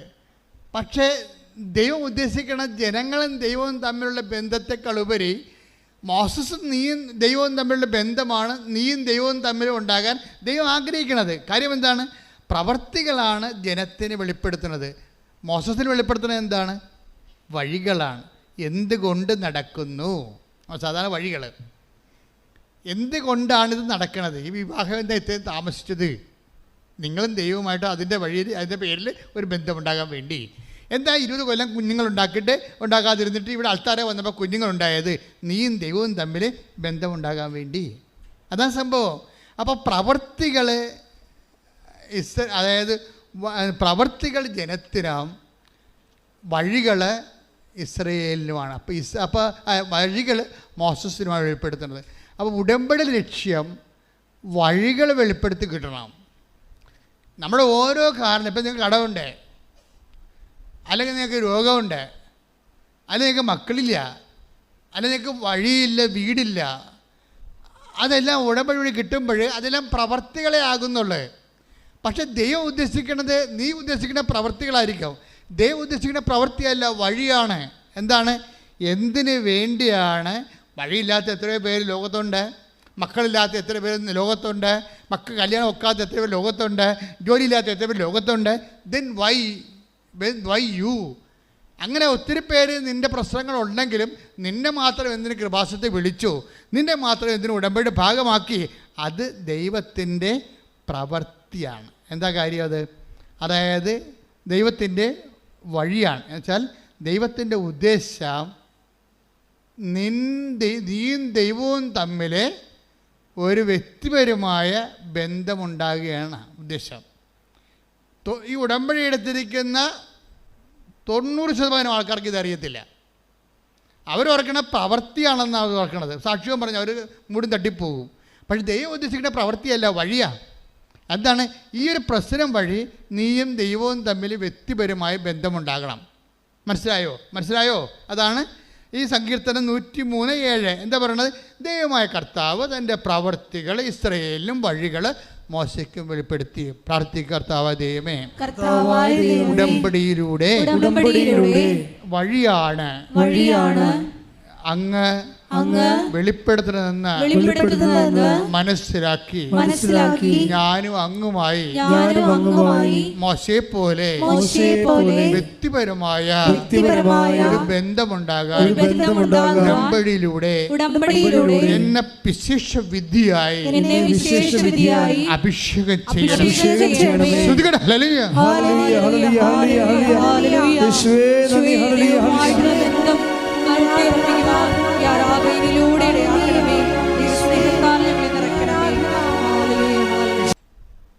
ഒരു പേഴ്സണൽ ആൻഡ് പർട്ടിക്കുലർ കാറ്റഗറിയിലേക്ക് വരണം. ഉടമ്പടിയിൽ വരുന്ന ഒരു പ്രശ്നം, ജനറൽ കാറ്റഗറി ഉണ്ട്, പൊതുവായിട്ട് വരുന്ന ഒരു കൂട്ടം. അത് ജനത്തിൻ്റെ കൂട്ടമാണ്. ഈ ജനത്തിൻ്റെ കൂട്ടം എന്ന് പറയുമ്പോൾ അനുഗ്രഹം എന്തെങ്കിലും ഭൗതിക സാഹചര്യങ്ങൾ കുറഞ്ഞു പോയാൽ അവരുടനെ അവർ തിരിച്ചു പോകും ദൈവത്തിൽ നിന്ന്. മനസ്സിലായില്ലേ? അതെപ്പോഴും ജനറൽ കാറ്റഗറിയിലുള്ളത് എന്താണ്? ഏതെങ്കിലും സമയത്ത് ഒരു മൈനസ് പോയിൻ്റ് വന്നാൽ വിശ്വാസത്തിൽ തെറിച്ചു പോകാൻ സാധ്യതയുള്ള ആൾക്കാരാണ് ജനറൽ കാറ്റഗറി വരണത്. പൊതുവായിട്ടുള്ള കാറ്റഗറി ഈജിപ്തുകാരിൽ നിന്ന് അവരെ കൊണ്ടുവന്നില്ലേ? ചെങ്കടൽ പിളർത്തിക്കൊണ്ടുവന്നതാണ്.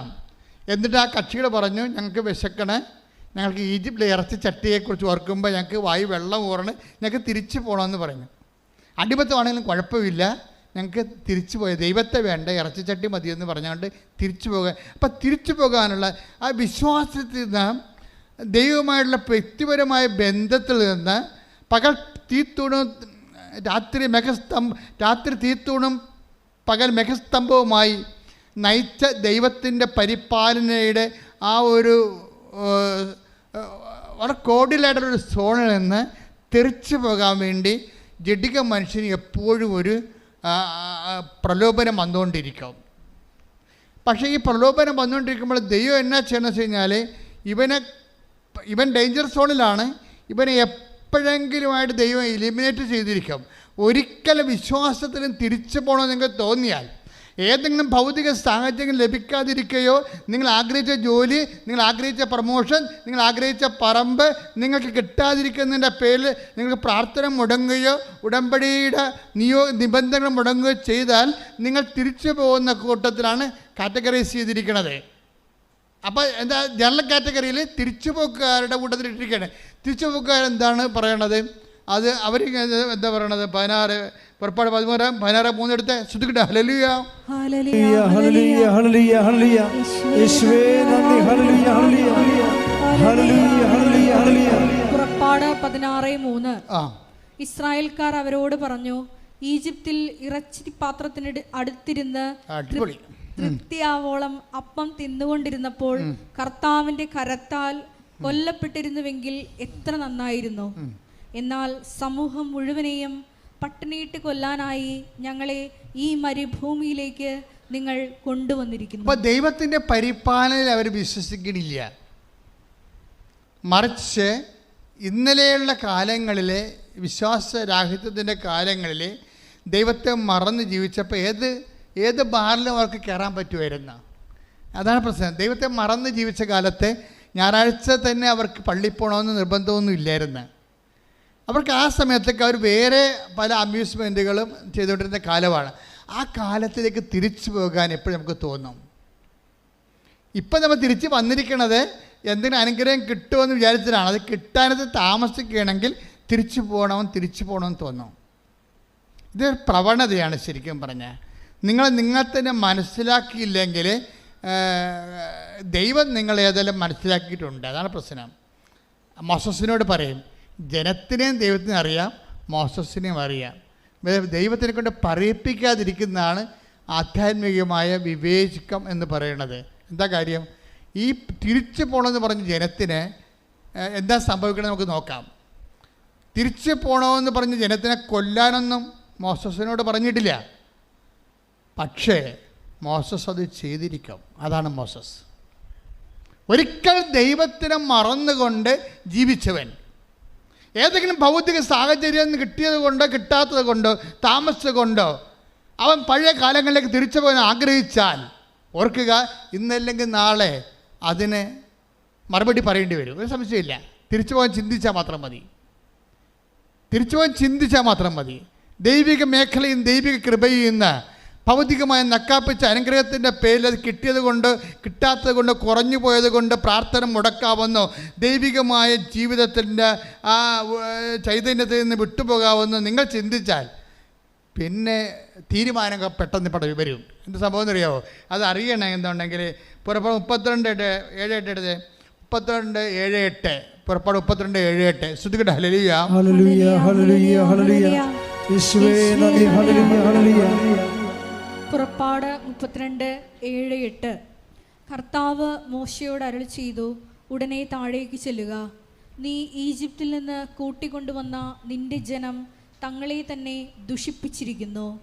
ഞാൻ നിർദ്ദേശിച്ച മാർഗത്തിൽ നിന്ന് അവർ പെട്ടെന്ന് വ്യതിചലിച്ചു. പെട്ടെന്ന് ഉടമ്പടിയിൽ നിന്ന് പെട്ടെന്ന് പോകുകയാണ് ജനം. സീനായി എന്ന് ഉടമ്പടി കൊടുത്തതിന് ശേഷം ജനം പെട്ടെന്ന് ഉടമ്പടിയിൽ 6 ദിവസമായിട്ട് മോസസിനെ കണ്ടില്ല. 6 ദിവസമായിട്ട് നമ്മൾ വിചാരിച്ച അനുഗ്രഹങ്ങളിൽ നമുക്ക് കിട്ടണില്ല എന്നുണ്ടെങ്കിൽ ചില ആൾക്കാർ പെട്ടെന്ന് ഉടമ്പടിയിൽ നിന്ന് പോകും. ആ പെട്ടെന്നുള്ള വാക്ക് ഉപയോഗിക്കേണ്ട കാര്യമുണ്ടാ? നമ്മൾ കാണിക്കണ കാട്ടായമാണ് ആ സംഭവം. നീ താഴേക്ക് ചെല്ലുക. ഒന്നുകൂടെ വായിച്ചത്. കർത്താവ് മോശയോട് അരുളി ചെയ്തു എന്ന് പറഞ്ഞേ. കർത്താവ് മോശയോട് അരുളി ചെയ്തു, ഉടനെ താഴേക്ക് ചെല്ലുക. നീ ഈജിപ്തിൽ നിന്ന് കൂട്ടിക്കൊണ്ടുവന്ന നിന്റെ ജനം എന്റെ ജനം തങ്ങളെ തന്നെ ദുഷിപ്പിച്ചിരിക്കുന്നു. ഞാൻ നിർദ്ദേശിച്ച മാർഗത്തിൽ നിന്ന് നിർദ്ദേശിച്ച മാർഗം എന്ന് പറഞ്ഞ ഉടമ്പടിയാണ്. ഞാൻ നിർദ്ദേശിച്ച മാർഗത്തിൽ നിന്ന് അവർ പെട്ടെന്ന് വ്യതിചലിച്ചിരിക്കുന്നു. Praise the Lord. അപ്പൊ ഉടമ്പടിയിൽ നിന്ന് ജഡിക മനുഷ്യർക്ക് പെട്ടെന്ന് വ്യതിചലിക്കാൻ പറ്റും. ഉടമ്പടിയുടെ നിബന്ധനകളിൽ നിന്ന് നിനക്ക് പെട്ടെന്ന് വ്യതിചലിക്കാൻ പറ്റിയാൽ നിന്റെ തല ചോപ്പ് ചെയ്യാൻ സമയമായ നടത്താം. എന്നുവെച്ചാൽ ചായ അടിക്കാനല്ല, വെട്ടിക്കളയാൻ. എന്നുവെച്ചാൽ ഞാൻ നിന്നെ ഓഹരിയിൽ നിന്ന് നിന്നെ മാറ്റിക്കളയപ്പോഴ്. മോസസ് പിന്നെ പറയുന്ന ഭാഗങ്ങൾ താഴെ ഉണ്ടെന്ന് വായിച്ചേ. അവർ ഒരു കാളക്കുട്ടിയെ വാർത്തെടുത്ത് അതിനെ ആരാധിക്കുകയും അതിന് ബലിയർപ്പിക്കുകയും ചെയ്തിരിക്കുന്നു. ഇസ്രായേലേ, നിന്നെ ഈജിപ്തിൽ നിന്ന് കൊണ്ടുവന്ന ദേവന്മാർ ഇതാ എന്ന് അവർ പറഞ്ഞിരിക്കുന്നു. പണിപാളി കണ്ട. അതായത് ദൈവം ഇത്രയും പരിപാലിച്ച് ഈ ജനത്തിനെ വാഗ്ദാന നാട്ടിലോട്ട് കൊണ്ടുപോവുകയാണ്. അതിൻ്റെ മധ്യത്തിൽ വാഗ്ദാനം പ്രാപിക്കുന്നതിൻ്റെ ഇനി സമയങ്ങൾ മാത്രം ബാക്കി നിൽക്കുമ്പോഴേ ഈ ജനത്തിന് ഉടനെ ജനം പറയണേ, ഒരു ഏതെങ്കിലും ഒരു കാലത്ത് ഉടമ്പടി കാലത്ത് ഒരു 0 hour ഉണ്ടാകും. ഇത് അപകടം പിടിച്ച സംഭവമാണ്. വിമാനം ഇങ്ങനെ പോയി കണ്ടിരിക്കുന്ന സമയത്ത് പെട്ടെന്ന് എയർ പോക്കറ്റ് വരത്തില്ലേ, അപ്പോൾ തന്നെ വിമാനം കുത്തിക്കൊണ്ട് വരും താഴേക്ക്. അപ്പോൾ നമ്മളവർക്ക് ഇപ്പോൾ ഇത് താഴേക്ക് വീഴുമെന്ന്, പിന്നെ അത് നേരെയാകും. അപ്പോൾ ഉടമ്പടി കാലത്ത് ഏതെങ്കിലും സമയത്ത് ഉടമ്പടി എടുത്തതിനേക്കാൾ കഷ്ടമായിട്ടുള്ള ജീവിതാനുഭവങ്ങളുണ്ടാകും നമുക്ക്. ഉടമ്പടിയിലൂടെ നമ്മൾ പോവുകയാണ്. പക്ഷേ ഏതെങ്കിലും 2 ആഴ്ച ഒരാഴ്ച അല്ലെങ്കിൽ 1 മാസം കഴിയുമ്പോൾ നമ്മൾ ഉടമ്പടി എടുക്കുന്നതിന് മുമ്പ് നമുക്കുണ്ടായതിനേക്കാൾ ക്ലേശം പിടിച്ച ചില സാഹചര്യങ്ങൾ വരും. അത് നമ്മൾ മനസ്സിലാക്കണം. അത് ഇതിനകത്തുള്ളതാണത്. ഇപ്പം നോക്കിയാൽ ഉടമ്പടി ജനമാണ്. മോസസിനെ കാണാനില്ല, ദൈവത്തിനെ കാണാനില്ല, പ്രാർത്ഥിക്കാൻ പറ്റണില്ല, പ്രാർത്ഥനയുടെ ഉത്തരമില്ല, എല്ലാത്തിനും പ്രാർത്ഥിക്കുന്നതിന് ഘടകവിരുദ്ധമായ സംഭവങ്ങളാണ് നടന്നുകൊണ്ടിരിക്കുന്നത്. അപ്പോൾ ജനം എന്താ വിചാരിക്കണത്? ജനം ഉടനെ മനസ്സുകൊണ്ട്, അവരാരും നടന്നു പോകാൻ പറ്റത്തില്ല, പക്ഷെ അവർ മനസ്സുകൊണ്ട് തിരിച്ചുപോയി. എന്താ പറഞ്ഞ? മനസ്സുകൊണ്ട് ഞാൻ തിരിച്ചുപോയി. ഒരിക്കൽ തിരിച്ചു പോകണമെന്ന് വിചാരിച്ചവൻ എപ്പോഴായാലും അവൻ തിരിച്ചു പോയിരിക്കും. ഒരിക്കൽ തിരിച്ചു പോകണമെന്ന് വിചാരിച്ചവൻ, ഇപ്പം ചില ആൾക്കാർ നോൻപിന് വെള്ളം അവിടെ നിർത്തിയിട്ടില്ലേ, എന്നിട്ട് ഈസ്റ്ററിനെ ഘോഷിക്കാമെന്ന് പറഞ്ഞിരിക്കണില്ലേ? പേപ്പട്ടി നിൻ്റെ കാര്യത്തിൽ തീരുമാനമായിട്ടുണ്ട്, ഒരു സംശയമില്ല. നീ ദൈവത്തെ വഞ്ചിക്കുകയാണ്.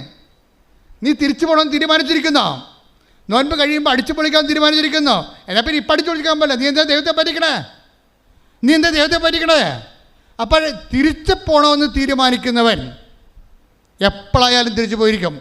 ഓർക്കുക, തിരിച്ചു പോകണമെൻ പ്രവണത ഉള്ളവൻ്റെ പുസ്തകത്തിൽ ദൈവം എന്നെ നിനക്കറിയാമെന്ന് തന്നെ എഴുതിയിരിക്കണത്. എന്നെ നിന്നെ എനിക്ക് അറിയാമെന്ന് തന്നെ എഴുതിയിരിക്കണത്. ദൈവത്തിനെ എഴുതുന്ന ഒരു വാക്കാണത്. ദൈവത്തിൻ്റെ പുസ്തകത്തിൽ എഴുതുന്ന വാക്കാണത്. എന്താണ്?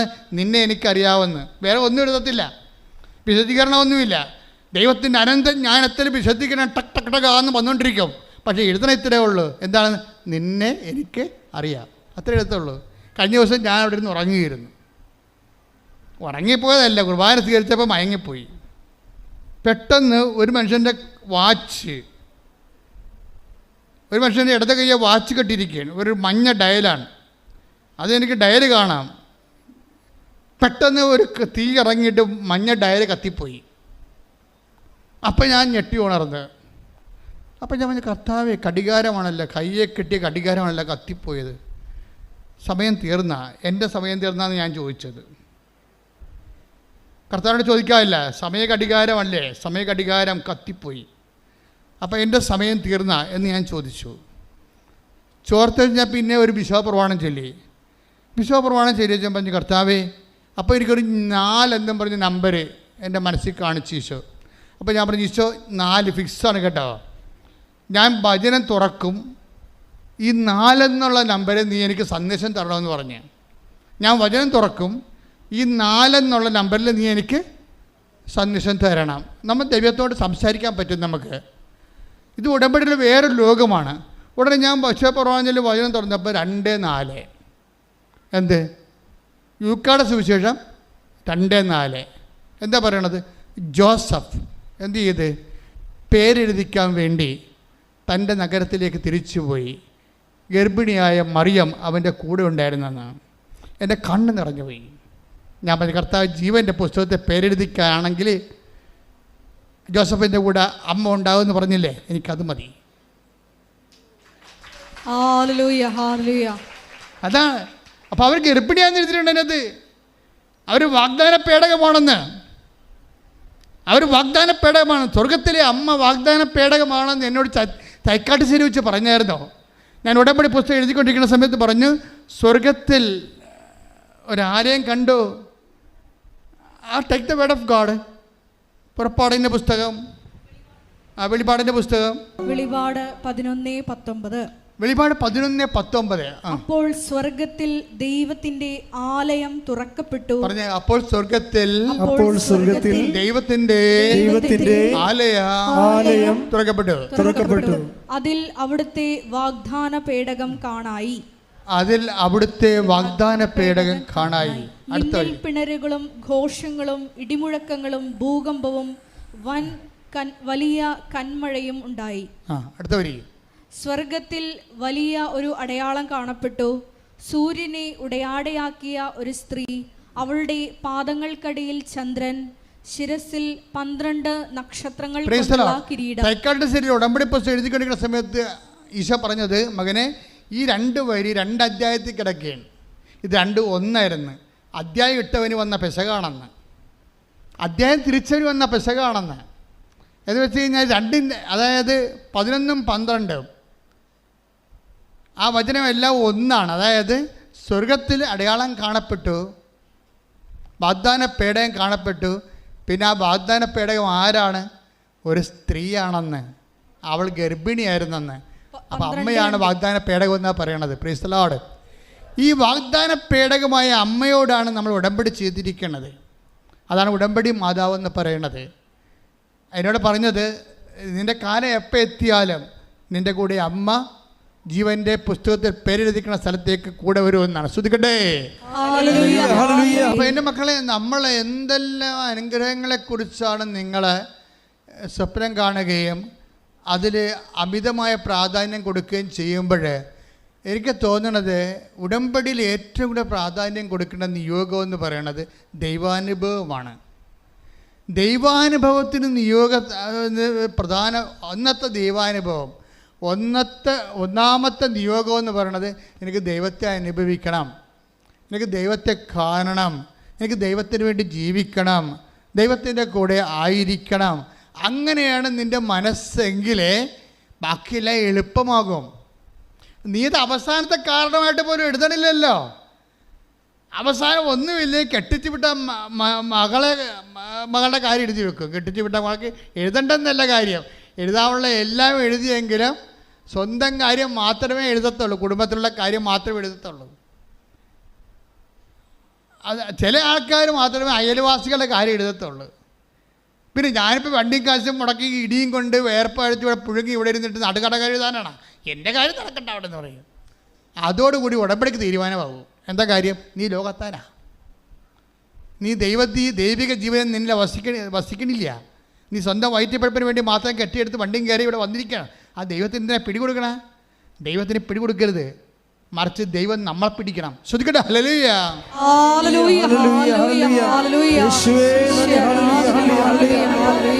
തീ എപ്പോഴും കത്തിക്കൊണ്ടിരിക്കും. ദൈവത്തിൻ്റെ സാന്നിധ്യത്തിൻ്റെ ഭാഗമായിട്ട് ഉടമ്പടിയിൽ തീ കത്തിക്കൊണ്ടിരിക്കും. എന്ന് വെച്ചാൽ നമ്മൾ പൊള്ളണ അനുഭവങ്ങൾ ഉണ്ടായിക്കൊണ്ടിരിക്കും. പൊള്ളൻ അനുഭവങ്ങൾ ഉള്ളത് കൊണ്ട് വെച്ചാൽ അതിൻ്റെ എലിമിനേഷനിലേക്ക് നമ്മളുള്ളതിനെ ഇപ്പോൾ തന്നെ നമ്മളുള്ള സ്മിർനായിലെ സഭ, take the word of God. വെളിപാട് എടുത്ത് 3:2 എടുത്ത് 3:2. വെളിപാട് 3:2. ഉണരുക, നിന്നിൽ ആസന്ന മരണമായി അവശേഷിക്കുന്നതിനെ ഉത്തേജിപ്പിക്കുക. പറഞ്ഞ ഏറ്റു പറഞ്ഞ ഉണരുക, നിന്നിൽ ആസന്ന മരണമായി അവശേഷിക്കുന്നതിനെ ഉത്തേജിപ്പിക്കുക. എപ്പോഴും ഉടമ്പടിയിൽ എപ്പോഴും തീയിലാണ് ഈ ഉടമ്പടി ചെയ്യണത്. എപ്പോഴും നമ്മളിവിടെ കൊണ്ടുവന്ന് പുസ്തകം ഇവിടെ കൊണ്ടുവന്ന് നിങ്ങളുടെ നിയോഗം ഇടുന്നത് ഒരു വിഷയം. പക്ഷേ ഉടമ്പടി നടക്കുന്നത് ദൈവത്തിന് പറ്റാത്ത നമ്മളുടെ ജീവിതത്തിലുള്ള ദൈവവിരുദ്ധമായ കണങ്ങളെ എപ്പോഴും ഇങ്ങനെ ബേൺ ചെയ്ത് കളഞ്ഞുകൊണ്ടിരിക്കും. എന്നിട്ട് ക്ഷമ, ദയ, നന്മ, വിശ്വസ്തത, ആത്മസംയമനം. നമ്മുടെ അഹങ്കാരമൊക്കെ ഇല്ലേ, അഹങ്കാരമൊക്കെ ഉണ്ടാവില്ല നമ്മളിൽ. അതുകൊണ്ടല്ലേ പത്രം കൊടുപ്പൊക്കെ വെച്ചിരിക്കണം, അതിൻ്റെ പേരിലാണ് വെച്ചിരിക്കണത്. എന്താ കാര്യം?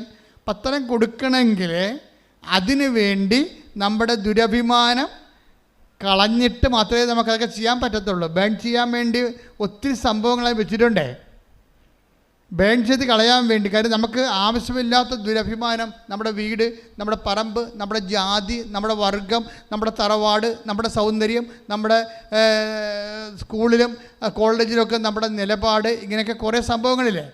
അച്ഛന്മാർ വരുമ്പോൾ ഞാൻ പറയും, നിങ്ങൾ ഉടമ്പടി എടുക്കരുതെന്ന് പറയും അച്ഛന്മാരോട്. കാര്യം ഇത് കൂടുതൽ ദുരഭിമാനമുള്ള കക്ഷികളാണ്. എന്താണ് അവനെ ഞാൻ പറയും, നിങ്ങൾ ഉടമ്പടി എടുക്കണമെന്നുണ്ടെങ്കിൽ ഓഹ ഇട്ടുകൊണ്ട് തന്നെ പത്രം കൊടുക്കാൻ പോകണമെന്ന് പറയും. അല്ല പാൻസിട്ടുണ്ട് ആൾക്കാരെ പറ്റിക്കരുതെന്ന് പറയും. ഞാൻ എൻ്റെ കാര്യം എനിക്ക് പറയാൻ ബാധ്യതരാണ്, ഞാൻ ബാധ്യതരാണ്. കാര്യം ഇവർക്ക് ബുദ്ധിമുട്ടല്ലേ സംഭവം.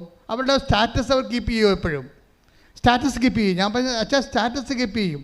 അതുകൊണ്ട് അച്ഛനേക്കാൾ നേരത്തെ വേറെ ആൾക്കാർ ദൈവാനുഗ്രഹം മേടിച്ചിട്ട് പോകും. സ്റ്റാറ്റസിന് ബേൺ ചെയ്ത് കളയേണ്ട സ്ഥാനമാണത്, അത് ബേൺ ചെയ്യേണ്ട കളയേണ്ട കാര്യം. അപ്പം ഞാൻ നല്ല വാക്ക് പറഞ്ഞു കൊടുക്കും, ഞാൻ പ്രൊമോട്ട് ചെയ്യത്തില്ല ശരിക്കും. അപ്പോൾ എന്തിനാ ദൈവത്തിനെ പറഞ്ഞ് ദൈവത്തിലേക്ക് ഇവിടെ കൃപാസനത്തിൽ വന്ന് എന്തിനാ പണി മേടിക്കണേ? മറിച്ച് മര്യാദയ്ക്ക് എളിമപ്പെട്ടിട്ട് കർത്താവിൻ്റെ കൃപയിൽ സ്റ്റാറ്റസ് നോക്കാതെ ദൈവത്തിന് പ്രാധാന്യം കൊടുത്തുകൊണ്ട് ഞാൻ അച്ഛനാണെന്ന് തന്നെ ഞങ്ങളുടെ മുമ്പിൽ അഡ്രസ്സ് ചെയ്തുകൊണ്ട് ശുശ്രൂഷ ചെയ്യാൻ തയ്യാറാണെങ്കിൽ ആ സമയത്ത് ബേൺ ചെയ്യും. ഉടമ്പടി അപ്പം തന്നെ കർത്താവ് ആൻസർ ചെയ്യും. എന്താ കാര്യം? അവൻ സത്യസന്ധനാണ്, അവൻ ആരെയും പറ്റിക്കണില്ല, അവൻ ആരുടെ മുമ്പിലും മുഖം മൂടി അളിയുന്നില്ല, തുണി ഉരുന്തി കളയണില്ല, അവൻ മര്യാദക്ക് ഉടുപ്പിട്ടുണ്ട്, സഭയുടെ വസ്ത്രം ചുറ്റുകൊണ്ട് തന്നെയാണ് അവൻ ജീവിക്കണത്. അപ്പോൾ അങ്ങനെ വരുമ്പോൾ സ്വാഭാവികമായിട്ടും ദൈവത്തിനറിയാം. അപ്പോൾ അതൊരു എളിമപ്പെടലിൻ്റെ ഒരു ഭാഗമാണത്. ഇത് അച്ഛന്മാരുടെ കാര്യത്തിൽ പോലും ഞാൻ ഇത്രയും സീരിയസ് ആണ്. നിങ്ങളുടെ കാര്യത്തിൽ എൻ്റെ അവസ്ഥ അറിയാമല്ല, ഒരു കോംപ്രമൈസും ചെയ്യത്തില്ല. കാര്യം നമ്മൾ ദൈവവുമായിട്ടാണ് ഈ ഉടമ്പടി ചെയ്യണമെന്നുള്ള ബോധം ആദ്യമേ ഉണ്ടാകണം. ദൈവവുമായിട്ടാണ് ഉടമ്പടി ചെയ്യണത്. അപ്പോൾ ദൈവമായിട്ട് ഉടമ്പടി ചെയ്യുമ്പോൾ നിങ്ങൾ ചെയ്യേണ്ടത് ദൈവമായിട്ടുള്ള ബന്ധം വർദ്ധിപ്പിക്കണം. അല്ലാതെ നിങ്ങൾക്ക് ജോലി കിട്ടണം, വിസ ഇപ്പം പാസ്സാകണം, അതൊക്കെ നിസ്സാര കാര്യമാണ്. ഇത് കഴിഞ്ഞ ദിവസം അവരുടെ പേരെന്നാ, ഒരു കഴിഞ്ഞ ദിവസം ചേച്ചി തിരുവനന്തപുരത്ത് സാക്ഷ്യം പറഞ്ഞല്ല, ഐറിൻ ചേച്ചിയുടെ സാക്ഷ്യം നിങ്ങൾ കേട്ടത് നല്ലതായിരിക്കും. ഐറിൻ ചേച്ചിയുടെ സാക്ഷ്യം വെച്ച് കഴിഞ്ഞാൽ ഐറിൻ ചേച്ചിയുടെ ഭർത്താവിൻ്റെ പേര് ജോസഫ് എന്നാണ്. പിള്ളോടിയാണ്, ഭയങ്കര വിസ, സഹിക്കാൻ പറ്റാത്ത വിസ. അങ്ങനെയൊക്കെ ദുബായിലാണ് ജോലി. അപ്പോൾ ആ കമ്പനിക്കാരൻ മാനേജർ പറഞ്ഞ് ഇങ്ങനെ പോയാൽ ഇത് നടക്കത്തില്ലെന്ന് പറഞ്ഞ്. പക്ഷെ പുള്ളി കേട്ടില്ല. പുള്ളി കേൾക്കാതെ എപ്പോഴും വീസി തന്നെയാണ്, വെളിവില്ലാതെയാണ് കമ്പനി ചെല്ലണത്. വെളിവില്ലാതെ കമ്പനി ചെന്ന് ചെയ്യണമൊക്കെ തെറ്റിപ്പോയി അവസാനം അയാൾ മാനേജർ തന്നെ വിളിച്ച് വൈഫിനോട് പറയും, നാട്ടിൽ ജോസഫിനെ കൊണ്ട് സഹിക്കട്ട് കേട്ടാ, ഇയാളെ കയറ്റി പിടിക്കണേ. സാറേ കയറ്റി വിടല്ലേ സാറേ, ഞങ്ങൾ ഒരിടത്തും എത്തിയിട്ടില്ല. ഇതിപ്പോൾ 4ാമത്തെ വാണിങ്ങാണ് കൊടുത്തിരിക്കണത്. ഇനി സഹിക്കാൻ പറ്റത്തില്ല, നമുക്ക് കമ്പനിക്ക് നഷ്ടമാണെന്ന് പറയണേ. ഇപ്പോൾ ഇവർ പട്ടാങ്ങി പറയൊക്കെ പറഞ്ഞെങ്കിലും ഫോണോടെ വെച്ച് ഒരാഴ്ച കഴിഞ്ഞപ്പോൾ ജോസഫ് അവർ കൊറിയർ ചെയ്ത് ചാക്കരി കെട്ടി സ്റ്റാമ്പ് ഒട്ടിച്ച് വിട്ടവർ കൊറിയർ വന്ന് ഇവിടെ ഇറങ്ങി വെളിവില്ലാതെ. അതെല്ലാം കഴിഞ്ഞപ്പോൾ പക്ഷേ ഈ ഐറിൻ ചേച്ചി ഭയങ്കര വില്ലത്തിയാണ്. അവരൊന്നും ഇപ്പം സാരമില്ല, നമുക്ക് പണിയുണ്ട്. എന്താണ്? കൃപാസന മാതാവുണ്ടെന്ന്. അതാണ് വിഷയം. ഒരു മനുഷ്യന്മാർ ജീവിതത്തെ കാണുന്ന രീതിയില്ലേ, ഭർത്താവിനെ പോസ്റ്റ് ചെയ്തിരിക്കുകയാണ്, അവരിങ്ങോട്ട് കൊറിയർ ചെയ്തിരിക്കുകയാണ്, ജീവിതം തീർന്നിരിക്കുകയാണ്. പക്ഷെ അവർ ജീവിതത്തിനോട് അവർ ടാച്ചിയാകുന്നില്ല. അത് പറയും നമുക്ക് കൃപാസന മാതാവുണ്ട്. നേരെ വന്ന് ഉടമ്പടി എടുക്കും. ഉടമ്പടി എടുത്തിട്ട് ആരും പറയും ഞാൻ നിങ്ങളെയും കൊണ്ട് പോകാമെന്ന് പറയും. ഈ ചേച്ചിമാരുടെയൊക്കെ ഒരു ധൈര്യമേ, ഉടമ്പടി എടുത്തിട്ട് ഞാൻ നിങ്ങളെയും കൊണ്ട് അവിടുന്ന് ഡിസ്മിസ് ചെയ്ത് വിട്ടതാണ്.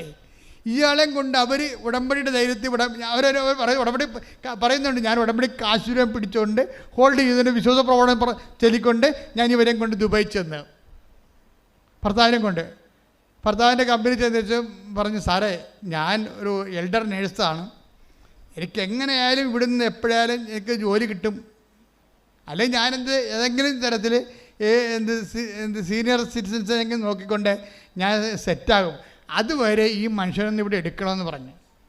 അപ്പോൾ അയാൾ പറഞ്ഞു എടുക്കണ പ്രശ്നമില്ല, ഇയാളെ ഞങ്ങൾ ഡിസ്മിസ് ചെയ്യണമെന്ന് നിങ്ങളെ വിളിച്ച് പറഞ്ഞതാണ്, ഇയാളെക്കൊണ്ട് ഞാൻ സൈകെട്ടെന്ന് പറഞ്ഞിട്ട് ഇവർ എടുക്കത്തില്ല, അമ്പിന് മില്ലും എടുക്കത്തില്ല. അപ്പോൾ ഉടനെ ഇവർ തിരികത്തിച്ച് വെച്ച് പച്ചത്തിരിയും നീലത്തിരി കത്തിച്ച് മാതാവിൻ്റെ അടുത്ത് കാര്യം സെറ്റാക്കി കഴിഞ്ഞപ്പോൾ ഒരു സംഭവം നടന്ന. എന്താ സംഭവം എന്നറിയാമോ? ദുബായ് ഗവൺമെൻറ് അന്ന് വരെ ചെയ്യാത്തൊരു സംഭവം ചെയ്ത്. എന്താണ്? ഇന്ത്യക്കാരൻ്റെ വിസ ക്യാൻസലാക്കി കളഞ്ഞു. ഇന്ത്യക്കാരൻ്റെ മൊത്തം വിസ ക്യാൻസലാക്കി കളഞ്ഞു. അതോടുകൂടി എന്നാ പറ്റിയത്? ഇങ്ങനെ അതോടുകൂടി ഈ ജോസഫിന് പകരം വേറെ ഒരുത്തനെ എടുത്തായിരുന്നു ഇന്ത്യയിൽ നിന്ന്. അയാൾ അങ്ങോട്ട് പോകാൻ വേണ്ടി നിൽക്കുമ്പോഴേ ഇപ്പം നിയമം വന്നിരിക്കുകയാണ്. എന്താണ്? വിസ ക്യാൻസലായെന്ന്.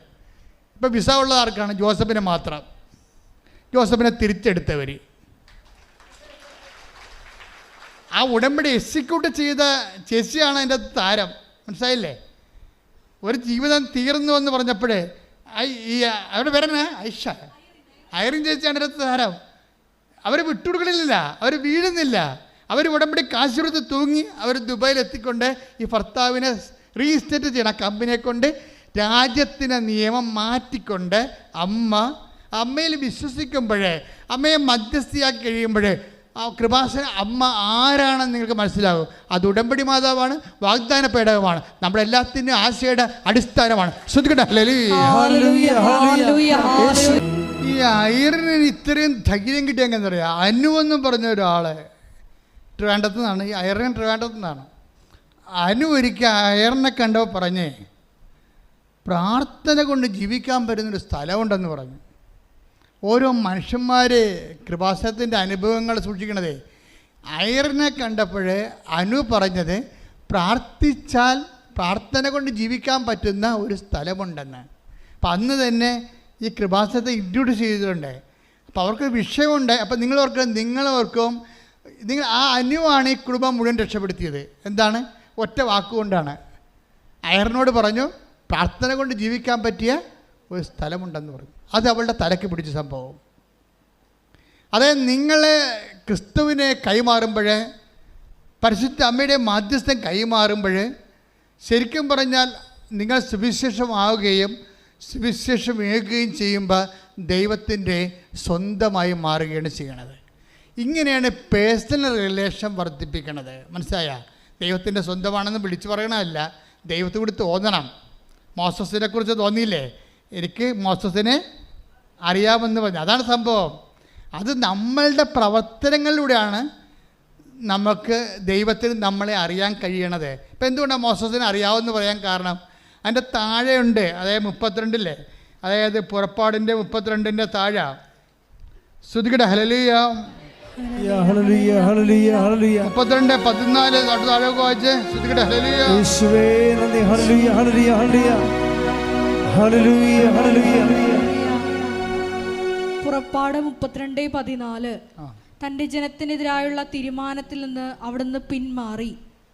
മോശ കൈകളിൽ 2 ഉടമ്പടി പത്രികകളുമായി താഴേക്കിറങ്ങി. പലകകളുടെ ഇരുവശങ്ങളിലും എഴുത്തുണ്ടായിരുന്നു. പലകകൾ ദൈവത്തിൻ്റെ കൈവേലയും അവയിൽ കൊത്തിയിരുന്നത് അവിടുത്തെ കൈയെഴുത്തുമായിരുന്നു. നിങ്ങൾ ഈ ഒരു ഭാഗം വായിച്ച 32:14 നിൽക്കണം നമ്മളെ പുറപ്പാട്. ഇവിടെ സംഭവിക്കണമെന്ന് വെച്ച് കഴിഞ്ഞാൽ ദൈവം ഈ ജനത്തെ നശിപ്പിക്കാൻ വേണ്ടി പോകുമ്പോൾ മോസസ് ദൈവത്തോട് പട്ടാങ്ങി പറയും. ദൈവത്തോട് പറയും, അങ്ങനെ നീ നശിപ്പിക്കരുത്. നശിപ്പിച്ച ഒരു പ്രശ്നമുണ്ട്. എന്താണ്? വാഗ്ദാന നാട് കാണിക്കാം, അവകാശമായി നൽകാമെന്നും പറഞ്ഞാണ് ഈജിപ്തിൽ നിന്ന് നീ ഇവരെ കൊണ്ടുപോകുന്നത്. അപ്പം നിനക്കതിനുള്ള ദൈവത്തിനുള്ള കഴിവില്ലാത്ത കൊണ്ടാണ് മരുഭൂമി വെച്ച് അവരെ കൊന്നു കളഞ്ഞതെന്ന് ഈജിപ്തുകാർ പറഞ്ഞാൽ പിന്നെ എനിക്ക് സഹിക്കാൻ പറ്റത്തില്ല, ഞാൻ പിന്നെ ജീവിച്ചിരിക്കത്തില്ലെന്ന് പറയാം. ആര്? ദൈവത്തിന് എന്തെങ്കിലും അപമാനം സംഭവിച്ചാൽ മോശ പറയുകയാണ് ഞാൻ പിന്നെ ജീവിച്ചിരിക്കത്തില്ലെന്ന്. ഇതാണ് അവർ തമ്മിലുള്ള ബന്ധം. ഇവിടെ പ്രശ്നം, നിൻ്റെ കുടുംബത്തിൽ വിശ്വാസം കുറഞ്ഞാൽ, നിൻ്റെ കുടുംബത്തിലുള്ളവരും നിൻ്റെ അറിവിൽപ്പെട്ടവരും ദൈവത്തിൽ നിന്ന് അകന്നു പോണത് കണ്ടാൽ, നിനക്ക് വിഷമം തോന്നിയാൽ, ആ വിഷമം ഏതറ്റം വരെ പോകുന്നുണ്ടെങ്കിൽ അതെല്ലാം ദൈവം നിന്നെക്കുറിച്ച് കുറിച്ച് വെക്കുന്ന വ്യക്തിപരമായ ബയോഡേറ്റ ആയിരിക്കും. അതാണ് ദൈവം പറയണത്. എന്തിനു പറയും? ഉടനെ ദൈവം പറയുകയാണ് പുറപ്പാട് 32:14 ദൈവം ഈ ജനത്തെ നശിപ്പിക്കുക എന്നുള്ള തീരുമാനത്തിൽ നിന്ന് പിന്തിരിഞ്ഞു വന്ന് ആ മോസസിൻ്റെ മാധ്യസ്ഥത്തിൽ ജനത്തെ തെറ്റ് ചെയ്ത് ജനത്തെ ദൈവം വെറുതെ വിടും. പക്ഷേ ഒരു പ്രശ്നമുണ്ട്. ഇവൻ്റെ മധ്യസ്ഥം വഹിച്ചവൻ്റെ മനസ്സ് തകർന്നിരിക്കുകയും ഇത്രയും നിഷ്കളങ്കമായിട്ട് ഇത്രയും ആത്മാർത്ഥമായിട്ട് ആത്മബന്ധത്തോടു കൂടി ഈ ജനത്തെ ചെങ്കടൽ കടത്തി ഇവിടം വരെ കൊണ്ടുവന്നിട്ട് പോലും ഒരു നിമിഷം ദൈവത്തിന് മോസസിനെ കണ്ടില്ലെന്ന് വെച്ചുകൊണ്ട് നെറുകേട് കാണിച്ചൊരു ജനമില്ലേ, ഇവരെയും കൊണ്ട് വാഗ്ദാനം നാട്ടിൽ പോകുന്ന പ്രശ്നമില്ല എന്ന് പറയും. എന്നിട്ട് ദൈവം പറയും ഈ കൽപ്പന എന്ന് കാണിച്ചിട്ട് പറയും ഇതിൽ വിശ്വസിക്കാത്തവരെ, അതുപോലെ തന്നെ ഈ ഉടമ്പടിയുടെ ഭാഗമല്ലാത്തവരും, ഇനി ഈജിപ്തിലേക്ക് തിരിച്ചു പോകണമെന്ന് ആഗ്രഹിക്കുന്നവരും മാറി നിൽക്കാൻ പറയും. അപ്പോൾ അവരവർക്ക് ഞങ്ങളെ തിരിച്ചു കൊണ്ടുപോകാൻ വേണ്ടിയാണെന്ന്. മോശം നോക്കുമ്പോൾ എണ്ണി നോക്കുമ്പോൾ 3000-ൽ കൂടുതൽ ആൾക്കാർ തിരിച്ചു പോകാൻ നിൽക്കുകയാണ്. അപ്പോൾ തിരിച്ചു പോകാത്തവരോട് പറയും അവന്മാരുടെ പെടലെടുക്കാൻ പറയും. കാര്യം ദൈവത്തിൻ്റെ മനസ്സ് വേദനിച്ചത്, ദൈവം കരുണയുടെ വിട്ടെങ്കിലും മോസസ് കരുണയുടെ വിടത്തില്ല. ദൈവത്തിന് വേണ്ടി അവനത് ചെയ്തിരിക്കും. അതാണ് മോസസ്. അതുകൂടി വെച്ചുകൊണ്ടാണ് പറയണത് ഐ നോ ഹിം എന്ന്. എൻ്റെ മനസ്സിലൊരു ധാർമ്മിക രോക്ഷമുണ്ടായാൽ അത് ഞാനായിട്ട് കടിച്ചമർത്തിയാലും കടിച്ചമർത്താത്തവനാണ് എൻ്റെ ആത്മബന്ധം, അവനാണ് മോസസ്. എൻ്റെ ഉടമ്പടി ആത്മബന്ധത്തിൻ്റെ ഒരു പ്രത്യേക ശാസ്ത്രമാണ്. ശ്രുതികട ഹല്ലേലൂയ ഹല്ലേലൂയ ഹല്ലേലൂയ മഹത്വം. ഹല്ലേലൂയ. ദൈവബന്ധത്തിന്റെ ആഴങ്ങൾ ഉൾപ്പെടുത്തി തരുന്നതിന് നന്ദി പറയുന്നു. ഹല്ലേലൂയ. മഹത്വം മഹത്വം.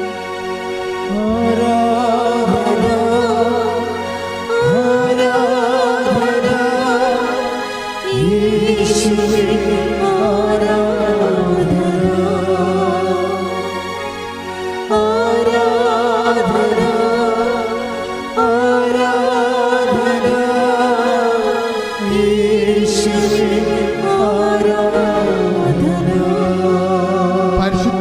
ദിവ്യകാരുണ്യത്തിന് എന്നേരവും ആരാധനയും സ്തുതിയും പുകഴ്ചയും ഉണ്ടായിരിക്കട്ടെ. പരിശുദ്ധ പരമ ദിവ്യകാരുണ്യത്തിന് എന്നേരവും ആരാധനയും സ്തുതിയും പുകഴ്ചയും ഉണ്ടായിരിക്കട്ടെ. പരിശുദ്ധ പരമ ദിവ്യകാരുണ്യത്തിന് എന്നേരവും ആരാധനയും സ്തുതിയും പുകഴ്ചയും ഉണ്ടായിരിക്കട്ടെ. അപ്പൊ ഇതിൻ്റെ അകത്ത് വരുന്ന ഒരു വിഷയം, ഉടമ്പടിയുടെ നിയോഗങ്ങളായ നമ്മൾ വെച്ചിരിക്കുന്ന ഭൗതിക ആവശ്യങ്ങളെക്കാൾ വലുത് ദൈവമായിട്ടുള്ള വ്യക്തിബന്ധം വർദ്ധിപ്പിക്കുന്നതിന് വേണ്ടിയുള്ള ആത്മീയ ആവശ്യങ്ങളാണ് ഇതിൻ്റെ കാതലെന്ന് പറയുന്നത്.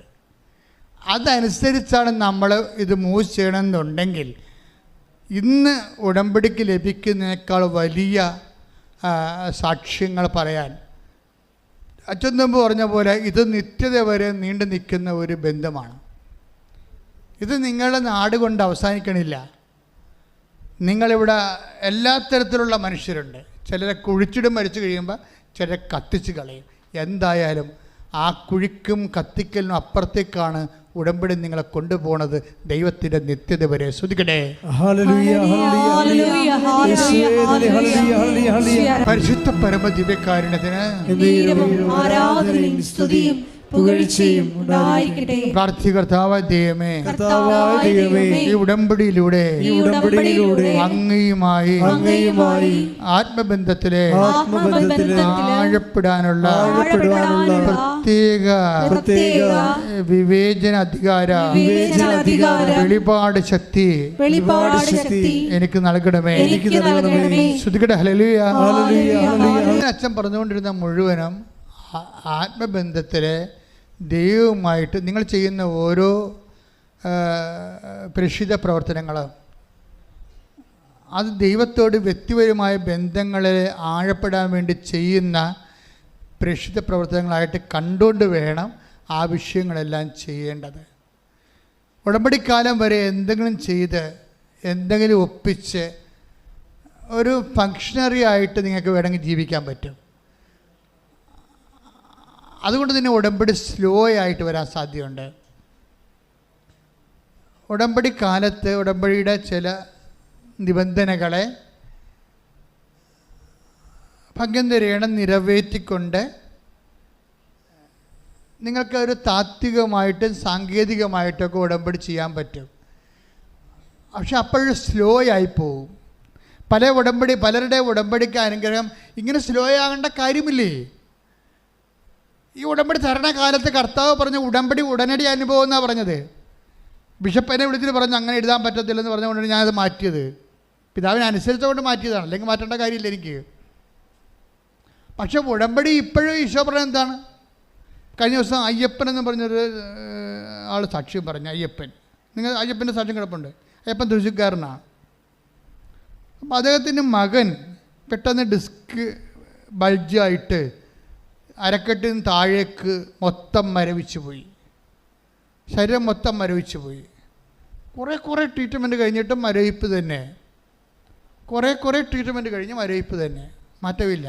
മരവിക്കണം എന്ന് പറയുന്നത് വല്ലാത്ത മരവിപ്പാണ്. സൂചി കൊണ്ട് കുത്തിയാൽ പോലും തൊടയിൽ അറിയത്തില്ല. അപ്പോൾ എന്തൊരു മരവിപ്പായിരിക്കും അത്. നടക്കാൻ പറ്റത്തില്ല, കിടപ്പാണ്. പിന്നെ എന്താ വെച്ച് കഴിഞ്ഞാൽ മൂത്രം ഒഴിച്ചാൽ പോലും അറിയാതെ അവസാനം മൂത്രം ഒഴിച്ചാൽ പോലും മൂത്രം പോയതായിട്ട് അറിയത്തില്ല. അങ്ങനൊരു അവസ്ഥയായി. അപ്പോൾ അദ്ദേഹത്തിനോട് പലരോടും പറഞ്ഞു, ഇത് ഈ ഡോക്ടേഴ്സ് കുറേ ചികിത്സയെല്ലാം കഴിഞ്ഞു,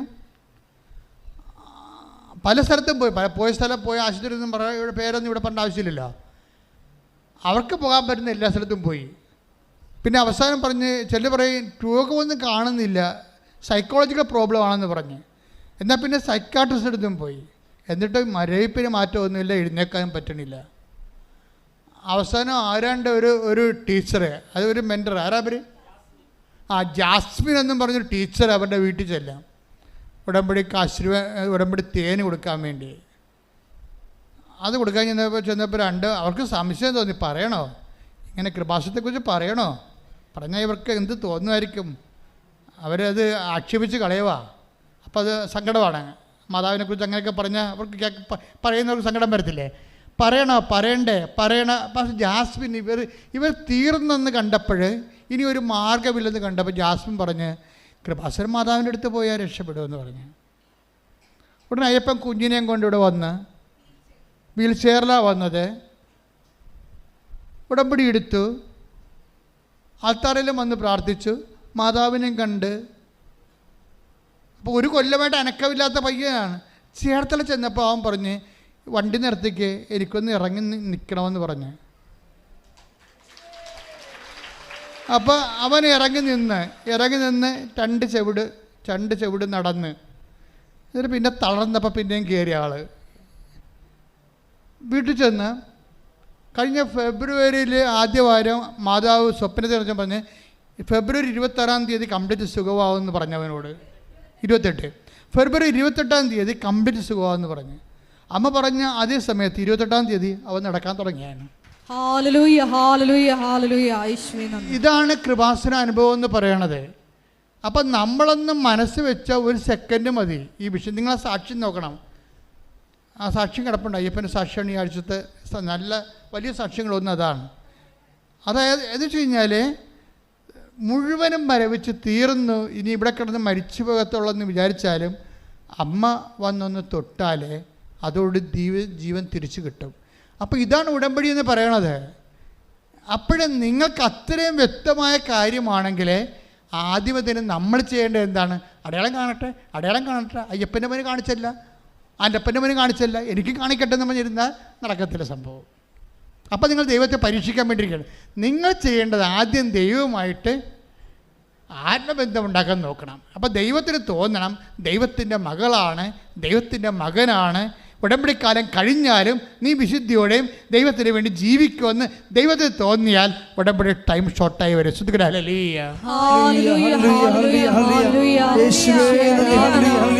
അടയാളം കാണാത്തപ്പോഴും മഹത്വപ്പെടുത്തി ജീവിതത്തിൽ മുന്നേറുവാൻ ഈ ആരാധനയിലൂടെ ഞങ്ങൾ അഭിഷേകം ചെയ്യണമേ. അതായത് ഉടമ്പടി നമ്മൾ സാക്ഷികൾക്ക് മനസ്സിലാവും. ഉടമ്പടി വിത്തിൻ നോ ടൈമാണ് വർക്കൗട്ട് ചെയ്യണത്. അതിന് മാറ്റമൊന്നുമില്ല. സമയമെന്ന് പറഞ്ഞാൽ സമയത്ത് സൃഷ്ടിച്ചിരിക്കുന്നത് തന്നെ ദൈവമാണ്. അതുതന്നെ അതിൻ്റെ വിധാതാവും ദൈവം തന്നെയാണ്. അപ്പം അതുകൊണ്ട് നമ്മളെ സംബന്ധിച്ചിടത്തോളം നമ്മൾ ദൈവത്തിൻ്റെ സ്വന്തമായി തീരുമ്പോൾ ബാക്കിയുള്ളതെല്ലാം ക്രമീകരിക്കപ്പെടുമെന്ന് പറഞ്ഞതിൻ്റെ കാരണം, ഇപ്പോൾ ഉദാഹരണത്തിന് സങ്കീർത്തനം എടുത്ത് 31:15-16 എടുക്കുക. സങ്കീർത്തനം 31:15-16. സങ്കീർത്തനം 31:15-16. എന്റെ ഭാഗധേയം അങ്ങയുടെ കൈകളിലാണ്, ശത്രുക്കളുടെയും പീഡകരുടെയും കൈകളിൽ നിന്ന് എന്നെ മോചിപ്പിക്കണമേ. പ്രൈസ് ദി ലോർഡ് എന്ന് പറഞ്ഞ് എൻ്റെ ഭാഗധേയം അങ്ങയുടെ കൈകളിലാണ്. മനസ്സിലായില്ലേ? നമ്മുടെ നിയോഗം എവിടെയാണ് കിടക്കുന്നത്? ഭാഗധേയം എന്ന് പറയുന്നത് എന്താണ്? നമ്മുടെ ഷെയർ, നമ്മുടെ അവകാശം, നമ്മുടെ നിയോഗം, നമ്മുടെ അതായത് 31:15 സങ്കീർത്തനം എന്ന് പറഞ്ഞാൽ എൻ്റെ ഭാഗധേയം അങ്ങയുടെ കരങ്ങളിലാണ്, നിന്റെ കരങ്ങളിലാണ്. 6 ഭാഗധേയമാണ് നമ്മൾ നോക്കണം. 6 ഭാഗധേയം, 6 നിയോഗം. അതെന്താണ്? 6ഉം ദൈവത്തിൻ്റെ കരങ്ങളിലാണ്. അപ്പോൾ ദൈവം ടൈം ഷോട്ട് ചെയ്താൽ പെട്ടെന്ന് ടൈം ഷോട്ടാകും. കാര്യം എന്താണ്? സമയം. അത് ഇംഗ്ലീഷ് ബൈബിൾ ഭയങ്കര രസമാണ്. My time is in your hand. ഭാഗധേയം എന്നല്ല കിടക്കണത്. ഇംഗ്ലീഷ് ബൈബിൾ വായിച്ച് നമുക്ക് മനസ്സിലാവും. My time is in your hand. എൻ്റെ സമയം നിൻ്റെ കയ്യിലാണെന്ന്. കൈയടിച്ച് ശ്രദ്ധിക്കട്ടെ.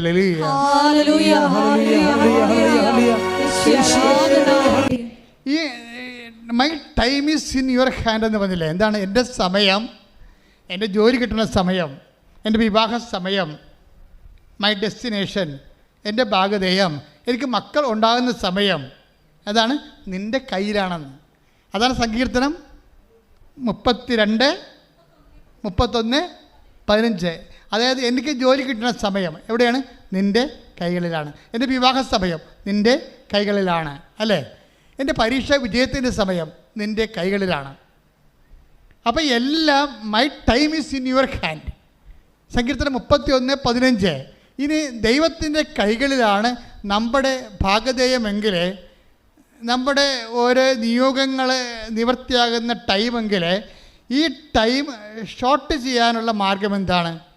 ടൈം ഷോർട്ട് ചെയ്യാനുള്ള മാർഗം എന്താണ്? അത് ജ്ഞാനത്തിൻ്റെ പുസ്തകം എടുത്ത് ജ്ഞാനം 14:13. ശ്രുതികട്ടെ. ഹല്ലേലൂയ ഹല്ലേലൂയ ഹല്ലേലൂയ ഹല്ലേലൂയ. യേശുവേ നന്ദി നന്ദി നന്ദി. ഹല്ലേലൂയ ഹല്ലേലൂയ ഹല്ലേലൂയ ഹല്ലേലൂയ. യേശുവേ സ്തുതി. ഹല്ലേലൂയ ഹല്ലേലൂയ ഹല്ലേലൂയ. യേശുവേ ആരാധന ആരാധന ആരാധന ആരാധന 4:13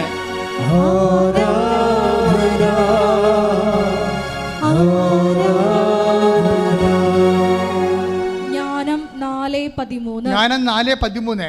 ഹ്രസ്വകാലം കൊണ്ട് പറഞ്ഞേ, ഹ്രസ്വകാലം കൊണ്ട്, ഹ്രസ്വകാലം കൊണ്ട്, ചുരുങ്ങിയ കാലം കൊണ്ട്, ഷോർട്ട് ടൈം കണ്ടാ, ഹ്രസ്വകാലം കൊണ്ട് പൂർണ്ണത കൈവരിച്ചതിനാൽ നീതിമാൻ ദീർഘകാലം പിന്നിട്ടു. ഒന്നുകൂടെ പറഞ്ഞേ. ഹ്രസ്വകാലം കൊണ്ട് പൂർണ്ണത കൈവരിച്ചതിനാൽ നീതിമാൻ ദീർഘകാലം പിന്നിട്ടു. അതെന്ത് സംഭവം എന്ന് വെച്ച് കഴിഞ്ഞാൽ, ഈ ദിവസങ്ങളിൽ വിജയകുമാർ സാറിൻ്റെ ടോക്ക് നിങ്ങൾ നോക്കിയാൽ മനസ്സിലാകും. അദ്ദേഹത്തിൻ്റെ ഇതുമായി ബന്ധപ്പെട്ട അനുഭവ സാക്ഷ്യങ്ങൾ അദ്ദേഹം സാക്ഷ്യപ്പെടുത്തുന്നുണ്ട്. കഴിഞ്ഞ ചൊവ്വാഴ്ചത്തെ അത് നമ്മൾ ഒപ്പ് ചെയ്തിട്ടുണ്ട്, നോക്കണമേ. അപ്പോൾ എന്താ സംഭവിച്ചു കഴിഞ്ഞാൽ, അതിൽ വരുന്ന വിഷയം ആ വചനം ഒന്നിനെ പറഞ്ഞ് ജ്ഞാനം 4:13 എന്താ പറയുക? ഹ്രസ്വകാലം കൊണ്ട് പൂർണ്ണത കൈവരിച്ചതിനാൽ പറഞ്ഞ ഹ്രസ്വകാലം കൊണ്ട് ചുരുങ്ങിയ കാലം കൊണ്ട് പൂർണ്ണത കൈവരിച്ചതിനാൽ നീതിമാൻ ദീർഘകാലം പിന്നിട്ടു. അപ്പൊ ദീർഘകാലം കൊണ്ട് നേടേണ്ട കാര്യങ്ങളെ നമുക്ക് ഷോർട്ട് ടൈമിൽ നേടാൻ പറ്റും. ദീർഘകാലം കൊണ്ട് നേടേണ്ട കാര്യങ്ങളെ നമുക്ക് ഷോർട്ട് ടൈമിൽ നേടാൻ പറ്റും. എങ്ങനെ, എന്ത് ചെയ്യണം അതിനു വേണ്ടി? അത് ഹ്രസ്വകാലം കൊണ്ട് പൂർണ്ണത കൈവരിക്കണം. പറഞ്ഞ മനസ്സിലായില്ലേ? ഇപ്പോൾ ഉടമ്പടി ഹ്രസ്വകാലമാണ്, 90 ദിവസമേ ഉള്ളേ. ഈ 90 ദിവസത്തിനുള്ളിൽ പൂർണ്ണത കൈവരിക്കണം. അല്ല പുതുക്കിയിട്ട് പത്രം കൊടുക്കാതെ ഇരിക്കരുത്. ചിലർ പറഞ്ഞില്ല, ഞാൻ സാക്ഷ്യം പറയാൻ വന്നിട്ടും പറയുമേ, സാക്ഷ്യമൊക്കെ കിട്ടി, കല്യാണമൊക്കെ നടന്ന് ഞാനേ പത്രം ഇപ്പോഴും കൊടുത്തിട്ടില്ല, രോഗികളെ ഇപ്പോഴും കണ്ടിട്ടില്ലെന്നൊക്കെ പറയും. അതായത് എന്നിട്ട് ഇവർ കെട്ടിയെടുത്ത് കാനഡയിലും അവിടെ യൂറോപ്പിലൊക്കെ ചെല്ലും എന്ന് പറയുമേ, അവിടെ രോഗികളൊക്കെ കാണാൻ ഭയങ്കര പാടാണ്. ഞാൻ പറഞ്ഞു ദൂരദർശനം കൊണ്ട് പോകും, കാണാൻ പറ്റും. വല്ല കഥ ഓരോ ഉടായ്മ പറഞ്ഞുകൊണ്ട് ഇറങ്ങിയിരിക്കണം സാക്ഷ്യം പറയാൻ വേണ്ടി. ഈ ക്യാമറയുടെ കാലിന് പിടി തലക്കറി തല്ലണമെന്നാണ്. അതെന്നാ പരിപാടി വെച്ച് കഴിഞ്ഞാൽ, ഇവർ ചെയ്യാത്ത കാര്യം ഇവിടെ പറയുകയാണ്.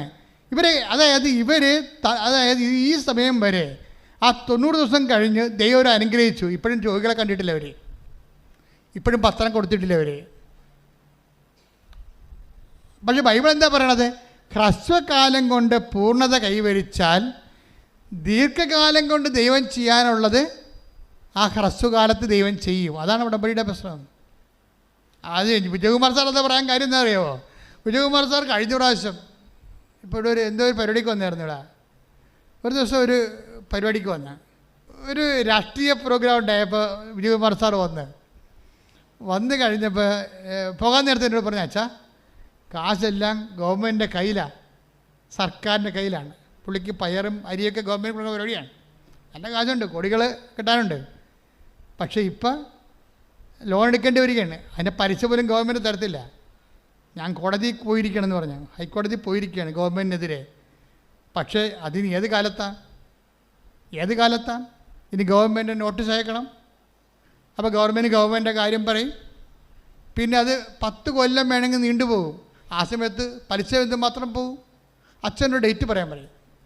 അതാ പ്രശ്നം. എന്ന് വെച്ചാൽ മാതാവ് അച്ഛനിലൂടെ എനിക്കൊരു ഡേറ്റ് പറയണം. അതാണ് പുള്ളി ഉദ്ദേശിക്കണത്. മാതാവ് അച്ഛനിലൂടെ ഒരു ഡേറ്റ് പറയണം. അപ്പോൾ ഞാനത് ശ്രദ്ധിച്ചില്ല. ഒരു ഭാഗ്യ പരീക്ഷണമായതുകൊണ്ട് ഞാൻ വേറെ പല സീരിയസ് സബ്ജക്റ്റുകളും പറഞ്ഞുകൊണ്ടിരിക്കുന്ന സമയത്ത് പോകാൻ നേരത്ത് പറഞ്ഞപ്പോൾ ഞാൻ മിണ്ടാതിരുന്നത്. പക്ഷേ പിന്നെ പുള്ളി പുറത്ത് പോയിട്ട് കുറേ കാര്യങ്ങളൊക്കെ ചെയ്യാനുണ്ടായിരുന്നു. അതിന് തിരിച്ച് എന്നോട് ചോദിച്ചപ്പോൾ അച്ഛാ ഒരു ഡേറ്റ് പറയുന്നത് പറയും. ഒരു ഡേറ്റ് പറയാം അച്ഛാ പറയും. എന്തിനാണ്? കോടതിയിൽ നിന്ന് സർക്കാരിൽ നിന്ന് കാശ് കിട്ടാനൊരു ഡേറ്റ് കോടതിയുമായിട്ട് ബന്ധപ്പെടുത്തി പറയാൻ പറയും. അപ്പോൾ ഞാൻ പറയും ഏപ്രിൽ എന്ന് പറയും. കാര്യം പുള്ളി പറയാതെ പോകത്തില്ല. ഏപ്രിൽ എന്ന് പറഞ്ഞിട്ട് ഞാൻ അമ്മയുടെ മുഖത്ത് നോക്കും. ഞാൻ ഏപ്രിൽ പറഞ്ഞിട്ടുണ്ടോ, എനിക്ക് പണി വെക്കരുത് കേട്ടെന്ന് പറയും. അത് ദൈവമായിട്ടുള്ള പേഴ്സണൽ ബന്ധമാണ്. നമുക്ക് ദർശനത്തെ കണ്ടിട്ട് പറയണതല്ല. ഞാൻ ഏപ്പിളെന്ന് പറയും. ഏപ്പിളെന്ന് പറഞ്ഞിട്ട് അമ്മയുടെ മുഖത്ത് നോക്കും. ഞാൻ മാതാവിനെ അവിടെ എൻ്റെ മുറി വെച്ചിട്ടുണ്ട്. പറയും അമ്മേ പറഞ്ഞിട്ടുണ്ട് കേട്ടാ. പക്ഷേ എന്താ പ്രശ്നം? ഇത് ഹോണർ ചെയ്യേണ്ട ചുമതല ആർക്കാണ്? അമ്മയ്ക്കാണ് ചുമതല. നമുക്കൊന്നും ചെയ്യാൻ, അമ്മ വെറുതെ പറയാതെ ഈ മനുഷ്യൻ പോകത്തില്ല, പറയാതിരിക്കാൻ പറ്റത്തില്ല. അദ്ദേഹത്തിന് നിലനിൽപ്പിൻ്റെ പ്രശ്നമാണ്. അപ്പോൾ എന്നോട് പറയാം, പിന്നെ പുള്ളിക്കാരൻ പറയും അച്ഛാ അങ്ങനെ പറഞ്ഞ ഡേറ്റ് പറയാൻ പറയും. ഞാൻ പറയും 14 പറയും. ഡേറ്റ് ഇട്ട് കൊടുക്കുകയാണ്. പിറ്റേ ദിവസം അത് ഏപ്രിൽ ഈ പറഞ്ഞ മാർച്ച് 13 നടന്ന സംഭവമാണ്. മാർച്ച് 14 എന്നെ വിളിച്ചു പറഞ്ഞ് അച്ഛാ അമ്മ കോടതി വന്നിട്ടുണ്ടായിരുന്നെന്ന് പറഞ്ഞ്. എന്താ പറഞ്ഞിരിക്കണത്? ഒരു നോട്ടീസ് പോലും സർക്കാരിന് ഇഷ്യൂ ചെയ്യാതെ ഹൈക്കോടതി ചീഫ് ജസ്റ്റിസ് ഓർഡർ ഇട്ടിരിക്കുകയാണ്. 60 ദിവസം, 14 തൊട്ട് 60 ദിവസം, 60 ദിവസത്തിനുള്ളിൽ കാശ് കൊടുത്ത് തീർക്കാൻ വേണ്ടി. ദാറ്റ് മീൻസ് ആ 14 തന്നെ പറഞ്ഞ ഡേറ്റ് തന്നെ ഹോണർ ചെയ്തിരിക്കുകയാണ്. എന്ന് വെച്ച് കഴിഞ്ഞാൽ ഞാൻ 14 പറഞ്ഞിട്ട് അമ്മയുടെ മുഖത്ത് നോക്കിയില്ലേ, അമ്മയെ കണ്ടാണ് പറഞ്ഞിരിക്കണം, അല്ലാതെ ഞാൻ വേറെ ദർശനം കണ്ട് പറഞ്ഞതല്ല, അമ്മയെ ആശ്രയിച്ച് പറഞ്ഞിരിക്കുന്നതാണ്. അതായത് ബന്ധമെന്ന് പറയണത് അതാണ്. നിങ്ങൾ ഉടമ്പടിയിലോട്ട് പോകുമ്പോൾ ഇത്തരം ഒരു ബന്ധം ദൈവമായിട്ട് ഉണ്ടാക്കണം. അല്ലാതെ ഓരോ ഇഷ്യൂ ഉണ്ടാകുമ്പോൾ ഓടി വന്ന് തിരികെത്തിച്ച് പിന്നെ ഉതിക്കെടുത്തി പിന്നെ തോന്നിയ വാസം പോലെ നടന്ന് പിന്നെ ഒരു ഇഷ്യൂ ഉണ്ടാകുമ്പോൾ ഓടി മാതാവിൻ്റെ അടുത്ത് വരുമ്പോൾ മാതാവ് മോസസിന് കൊണ്ട് ദൈവം പറഞ്ഞ പോലെ എനിക്ക് നിന്നെ അറിയാമെന്ന് പറയും. എനിക്ക് നിന്നെ അറിയാവുന്ന ദൈവം പറഞ്ഞോട്ടൊരു കുഴപ്പമില്ല. പക്ഷേ മോസസിനോടെ കുറിച്ച് പറഞ്ഞ പോലെ പോസിറ്റീവായിട്ട് പറയണം, നെഗറ്റീവായിട്ട് പറയാൻ പറ്റരുത്. ദൈവം അതും പറയും. അതാ വിഷയം. നമ്മളെക്കുറിച്ച് ഉടമ്പടിയുടെ കാലം കഴിയുമ്പോൾ ദൈവത്തിന് നമ്മളെക്കുറിച്ച് ഒരു അസസ്മെൻ്റ് ഉണ്ടാകണം. എന്താണ്? എനിക്ക് നിന്നെ അറിയാം. പ്രാർത്ഥിക്കുക. കർത്താവായ ദൈവമേ, മോസസിനോട് നീ പറഞ്ഞതുപോലെ എന്നെക്കുറിച്ച് നീ പറയാൻ അത്രയും ആത്മാർത്ഥമായ ആഴമായ ഒരു ബന്ധം ദൈവമേ ഈ പാവപ്പെട്ടവളുമായി പാവപ്പെട്ടവനുമായി അങ്ങ് സ്ഥാപിക്കണമേ. അതിന് ഉടമ്പടിയെ അങ്ങ് ക്രമീകരിക്കണമേ. നല്ല ഉടമ്പടിയുടെ പ്രയോക്തായി ജീവിക്കുവാൻ എന്നെ അഭിഷേകം ചെയ്യണമേ.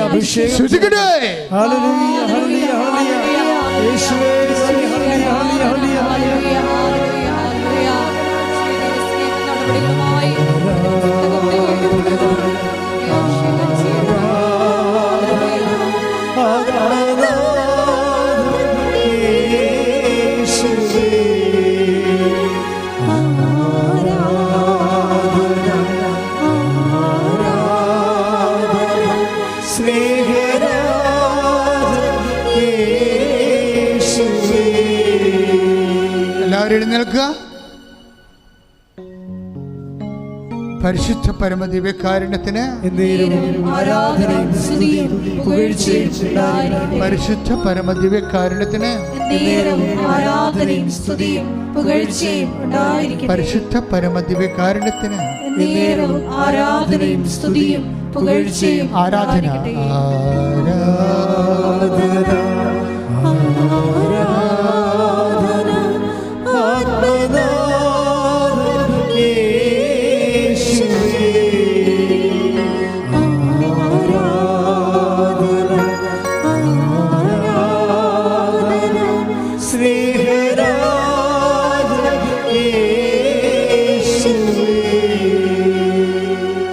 പരിശുദ്ധ പരമദിവ്യകാരുണ്യത്തിന് ആരാധനയും സ്തുതിയും പുകഴ്ചയും ഉണ്ടായിരിക്കട്ടെ.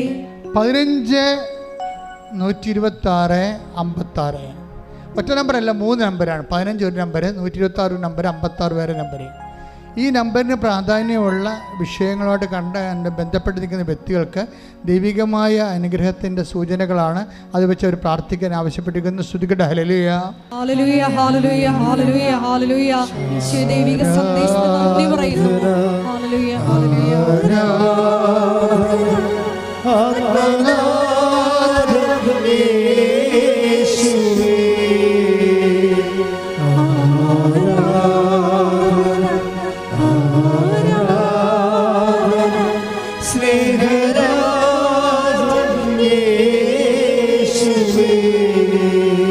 എൻ്റെ പ്രിയപ്പെട്ടവർ, നിങ്ങളുടെ ഉള്ളിൽ സന്തോഷിക്കണം. കാര്യം ഇന്നത്തെ ധ്യാനത്തെ കേട്ടതുപോലെ ദൈവം സമീപസ്ഥനാണ്. ഹൃദയം നുറുങ്ങിയവർക്ക്. ദൈവം എപ്പോഴാണ് ഏറ്റവും കൂടുതൽ നമുക്ക് സമീപസ്ഥനാകണത് എന്ന് വിശുദ്ധ ഗ്രന്ഥം പറയുന്നുണ്ട്. ഹൃദയം തകർന്നവർക്ക് അവിടുന്ന് സമീപസ്ഥനാണ്. Take the word of God. സ്തുതിക്കട്ടെ. ഹല്ലേലൂയ, ഹല്ലേലൂയ, ഹല്ലേലൂയ, ഹല്ലേലൂയ, ഹല്ലേലൂയ. യേശുവേ നന്ദി, നന്ദി, നന്ദി, നന്ദി. ഹല്ലേലൂയ, ഹല്ലേലൂയ, ഹല്ലേലൂയ. കൈവീശിക്കൊണ്ട്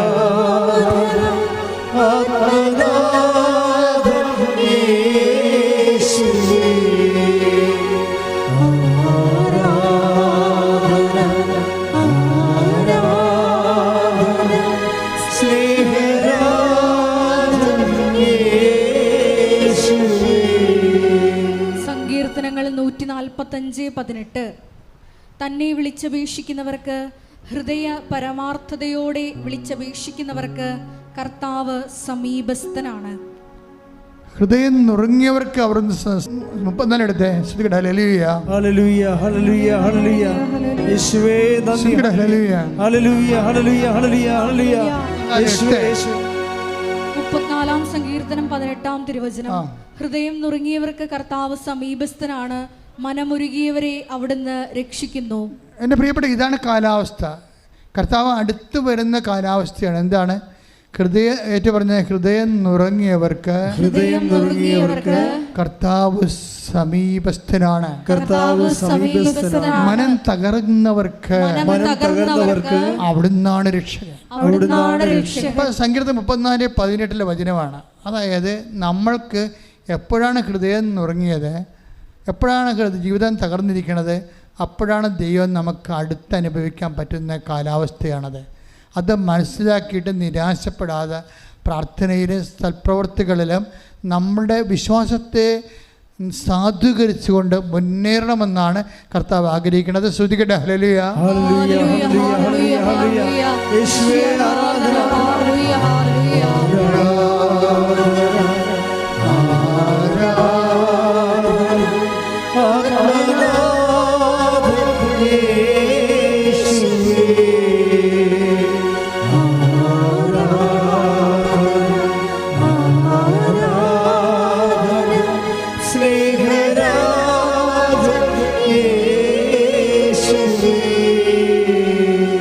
സന്തോഷമായിട്ട് സ്വന്തം തലയിൽ കൈവെക്കുക. കർത്താവാണ് നിൻ്റെ തലയിൽ കൈവച്ചിരിക്കണമെന്ന് നീ ബോധ്യപ്പെടുക. അച്ഛൻ നിങ്ങൾക്ക് വേണ്ടി പ്രാർത്ഥിക്കുന്ന സമയമാണ്. ഞാൻ ഏറെ സന്തോഷത്തോടു കൂടി തന്നെയാണ് പ്രാർത്ഥിക്കുന്നത്. നിങ്ങളെ കർത്താവ് സ്പർശിക്കുന്ന സമയമാണ്. ഓൺലൈനിലുള്ളവരെ ഈ ധ്യാനം ഏത് കാലത്ത് കേട്ടാലും അപ്പോൾ ദൈവം നിങ്ങളെ അനുഗ്രഹിക്കാം. നിങ്ങൾ വിശ്വസിച്ചുകൊണ്ട് നിങ്ങളുടെ ശിരസിൽ കൈവച്ചുകൊണ്ട് വിശ്വാസ പ്രമാണം ചെല്ലുകയോ കർത്താവിനെ സ്തുതിക്കുകയോ ചെയ്യട്ടെ. സ്തുതിക്കട്ടെ. ഹല്ലേലൂയ, ഹല്ലേലൂയ. കർത്താവേ, നിന്റെ ഉന്നതമായ നാമത്തിന് സ്വസ്ഥം ചെയ്യുന്ന കർത്താവേ, നിന്റെ വിശുദ്ധ പൗരോഹിത്യത്തെ മഹത്വപ്പെടുത്തണമേ. കർത്താവേ, സഭയിലുള്ള സാന്നിധ്യം പ്രകടമാക്കണമേ. അമ്മേ, പരിശുദ്ധമ്മേ, ദേവമാതാവേ, ഓരോ മകന് വേണ്ടി മകൾക്ക് വേണ്ടി മധ്യസ്ഥ വഹിക്കണമേ. എല്ലാ ഭൂഖണ്ഡങ്ങളിലുമുള്ള മക്കൾ ആരെല്ലാം എപ്പോഴെല്ലാം എവിടെയെല്ലാം ഈ സമയം ഈ ധ്യാനം കൂടുന്നുവോ അവിടെ എല്ലാം കർത്താവേ അമ്മേ അവർക്ക് വേണ്ടി മധ്യസ്ഥം വഹിക്കണമേ. ഉച്ച മുതൽ ഉള്ളംകാല് വരെ ഓരോ അവയവങ്ങളിലും കർത്താവ്, ഓരോ കോശങ്ങളിലും പേശികളിലും അസ്ഥികളിലും ഞടിഞ്ഞെരുമ്പുകളിലും ധമനികളിലും ബിന്ദുക്കളിലും കർത്താവിൻ്റെ രക്തം നിറയട്ടെ. ഓരോ ധമനികളിലും ഓരോ പേശികളിലും ഓരോ കോശങ്ങളിലും ധമനികളിലും അസ്ഥിക്കുഴികളിലും കർത്താവിൻ്റെ രക്തം നിറയട്ടെ. ക്യാൻസർ രോഗങ്ങൾ, മാരക രോഗങ്ങൾ, തിരവേദികൾ യേശുവിന്റെ നാമത്തിലെ മാറിപ്പോകട്ടെ. ഹല്ലേലൂയ, ഹല്ലേലൂയ, ഹല്ലേലൂയ, ഹല്ലേലൂയ. യേശുവേ നന്ദി. ഹല്ലേലൂയ, ഹല്ലേലൂയ. നിന്റെ നാമം ഈ ആരാധനയുടെ മഹത്വപ്പെടുത്തണമേ. സാക്ഷികളാക്കി ഉയർത്തണമേ. ഹല്ലേലൂയ.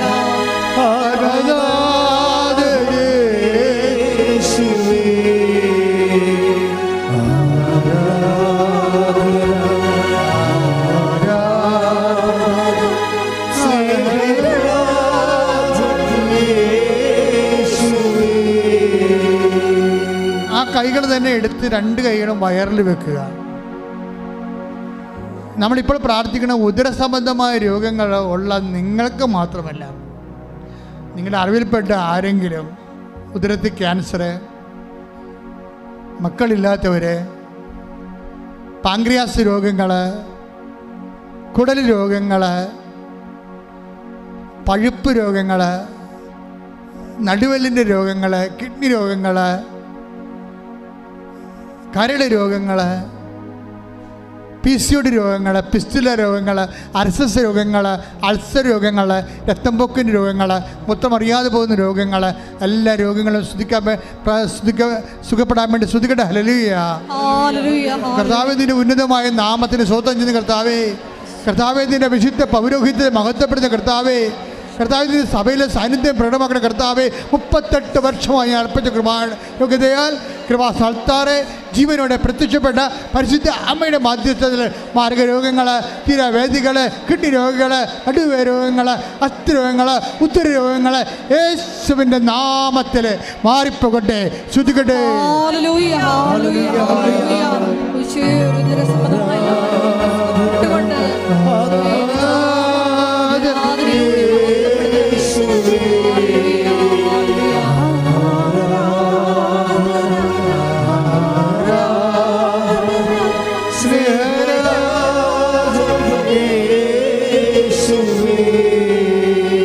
അദ്ദേഹം 2 കൈ നെഞ്ചത്ത് വെക്കുക. ശ്വാസകോശ രോഗങ്ങൾ, ആസ്മ രോഗങ്ങൾ, ഹൃദയത്തിൻ്റെ അസുഖങ്ങൾ, തൈറോയ്ഡ് രോഗങ്ങൾ, ടോൺസൈറ്റ് രോഗങ്ങൾ, പതിരയിലുണ്ടാകുന്ന രോഗങ്ങൾ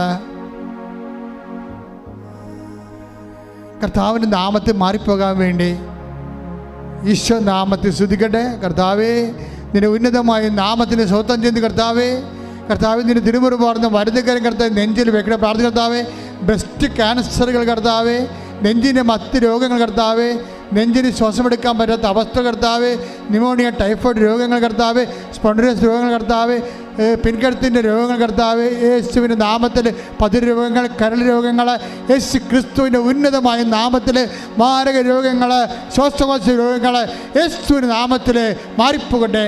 ശ്രുതിക്കട്ടെ.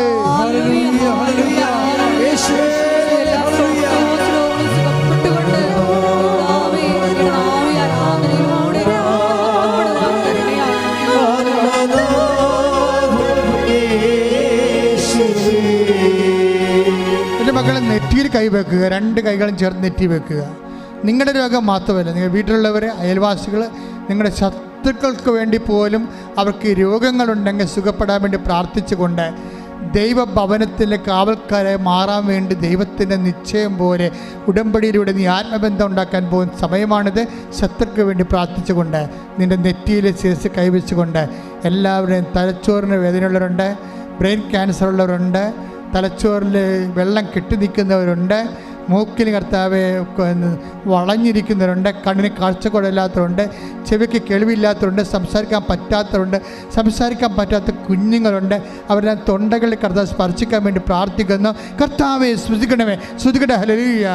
എൻ്റെ കർത്താവിൻ്റെ ഉന്നതമായ നാമത്തിൽ, എൻ്റെ കർത്താവിൻ്റെ ഉന്നതമായ നാമത്തിൽ സഭയുടെ അധികാരത്തിൽ 38 വർഷം ഞാൻ അർപ്പിച്ച കൃപാന്റെ യോഗ്യതയാൽ കൃപാസ്ഥാനത്താറെ ജീവനോടെ പ്രത്യക്ഷപ്പെട്ട മാതാവിൻ്റെ മധ്യത്തിൽ എല്ലാ മാർഗരോഗങ്ങൾ, ശിരസ് സംബന്ധമായ മുഴുവൻ രോഗങ്ങൾ, ഉച്ച മുതൽ ഉള്ളംകാൽ വരെയുള്ള എല്ലാ അസ്ഥി രോഗങ്ങൾ, പേശി രോഗങ്ങൾ യേശുവിൻ്റെ നാമത്തിൽ, ന്യൂറോ രോഗങ്ങൾ യേശുവിൻ്റെ നാമത്തിൽ മാറിപ്പോകട്ടെ. ശ്രുതികട.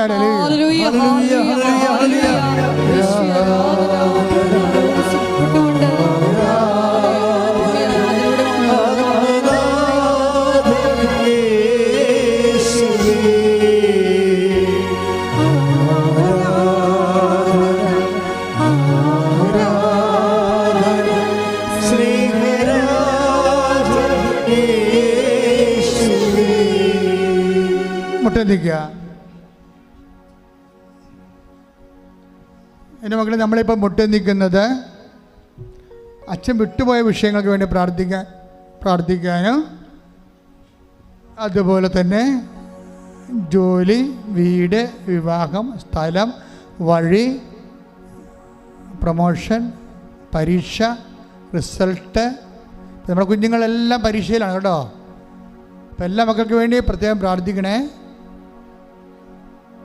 SLC-ക്കാരുണ്ട്, +2 ഉണ്ട്, +1 ഉണ്ട്, ഡിഗ്രിക്കാരുണ്ട്, പ്രൊഫഷണൽ പരീക്ഷക്കാരുണ്ട്.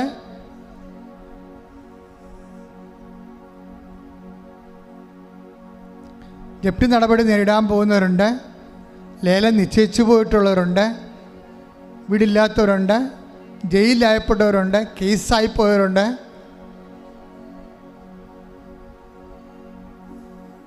വ്യത്യസ്തങ്ങളായ സങ്കടങ്ങളിൽ കുടുംബത്തിൽ സമാധാനം ഇല്ലാത്തവരുണ്ട്, ഭാര്യ ഭർത്താക്കന്മാർ അകന്ന് ജീവിക്കുന്നവരുണ്ട്, ഒരുമിച്ച് കഴിയാൻ ആഗ്രഹിക്കുന്നവരുണ്ട്, വഴക്ക് മാറാൻ ആഗ്രഹിക്കുന്നവരുണ്ട്, കോടതി കേസുകൾ അനുകൂലമായി വിധിക്കാൻ ആഗ്രഹിക്കുന്നവരുണ്ട്. എല്ലാം സമർപ്പിച്ചുകൊണ്ട് പ്രാർത്ഥിക്കട്ടെ. ശ്രദ്ധിക്കട്ടെ, ശ്രദ്ധിക്കട്ടെ. ഹല്ലേലൂയ, ഹല്ലേലൂയ, ഹല്ലേലൂയ. എൻ്റെ കർത്താവേ, നിന്റെ ഉന്നതമായ നാമത്തിന് സ്വന്തം ചെയ്യുന്ന കർത്താവേ, ഏതെല്ലാം മക്കൾ ഭൗതികമായ ജീവിത സാഹചര്യങ്ങളിൽ തടസ്സം അനുഭവിക്കുന്നുണ്ടോ അവിടെ എല്ലാം യേശുക്രിസ്തു ഉന്നതമായ നാമത്തിൽ സഭയുടെ അധികാരത്തിൽ കുരിശിൻ്റെ അടയാളം 38 വർഷം ഞാൻ അർപ്പിച്ച കൃപാന്റെ യോഗ്യതയാൽ കൃപാസ്ഥാന ജീവനുടെ പ്രത്യക്ഷമാതാവിന്റെ മധ്യസ്ഥത്തിൽ ജീവിത ദുരിതങ്ങൾ തടസ്സങ്ങൾ യേശുക്രിസ്തു നാമത്തിൽ ഈ നിമിഷം മാറിപ്പോകട്ടെ. ശ്രദ്ധിക്കട്ടെ. ഹല്ലേലൂയ, ഹല്ലേലൂയ, ഹല്ലേലൂയ. ജീവിത ദുരിത തടസ്സങ്ങൾ മാറിപ്പോകട്ടെ.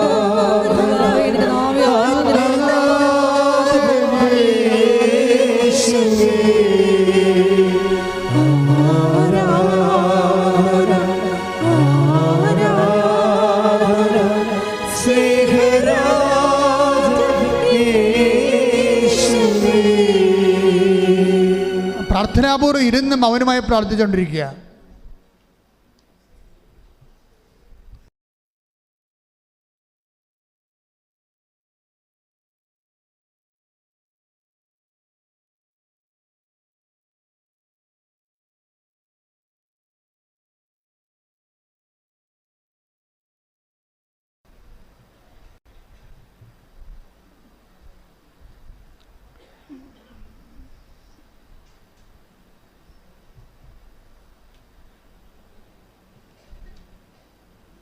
മുട്ടനിക്കുക. സമാപന ആശീർവാദം.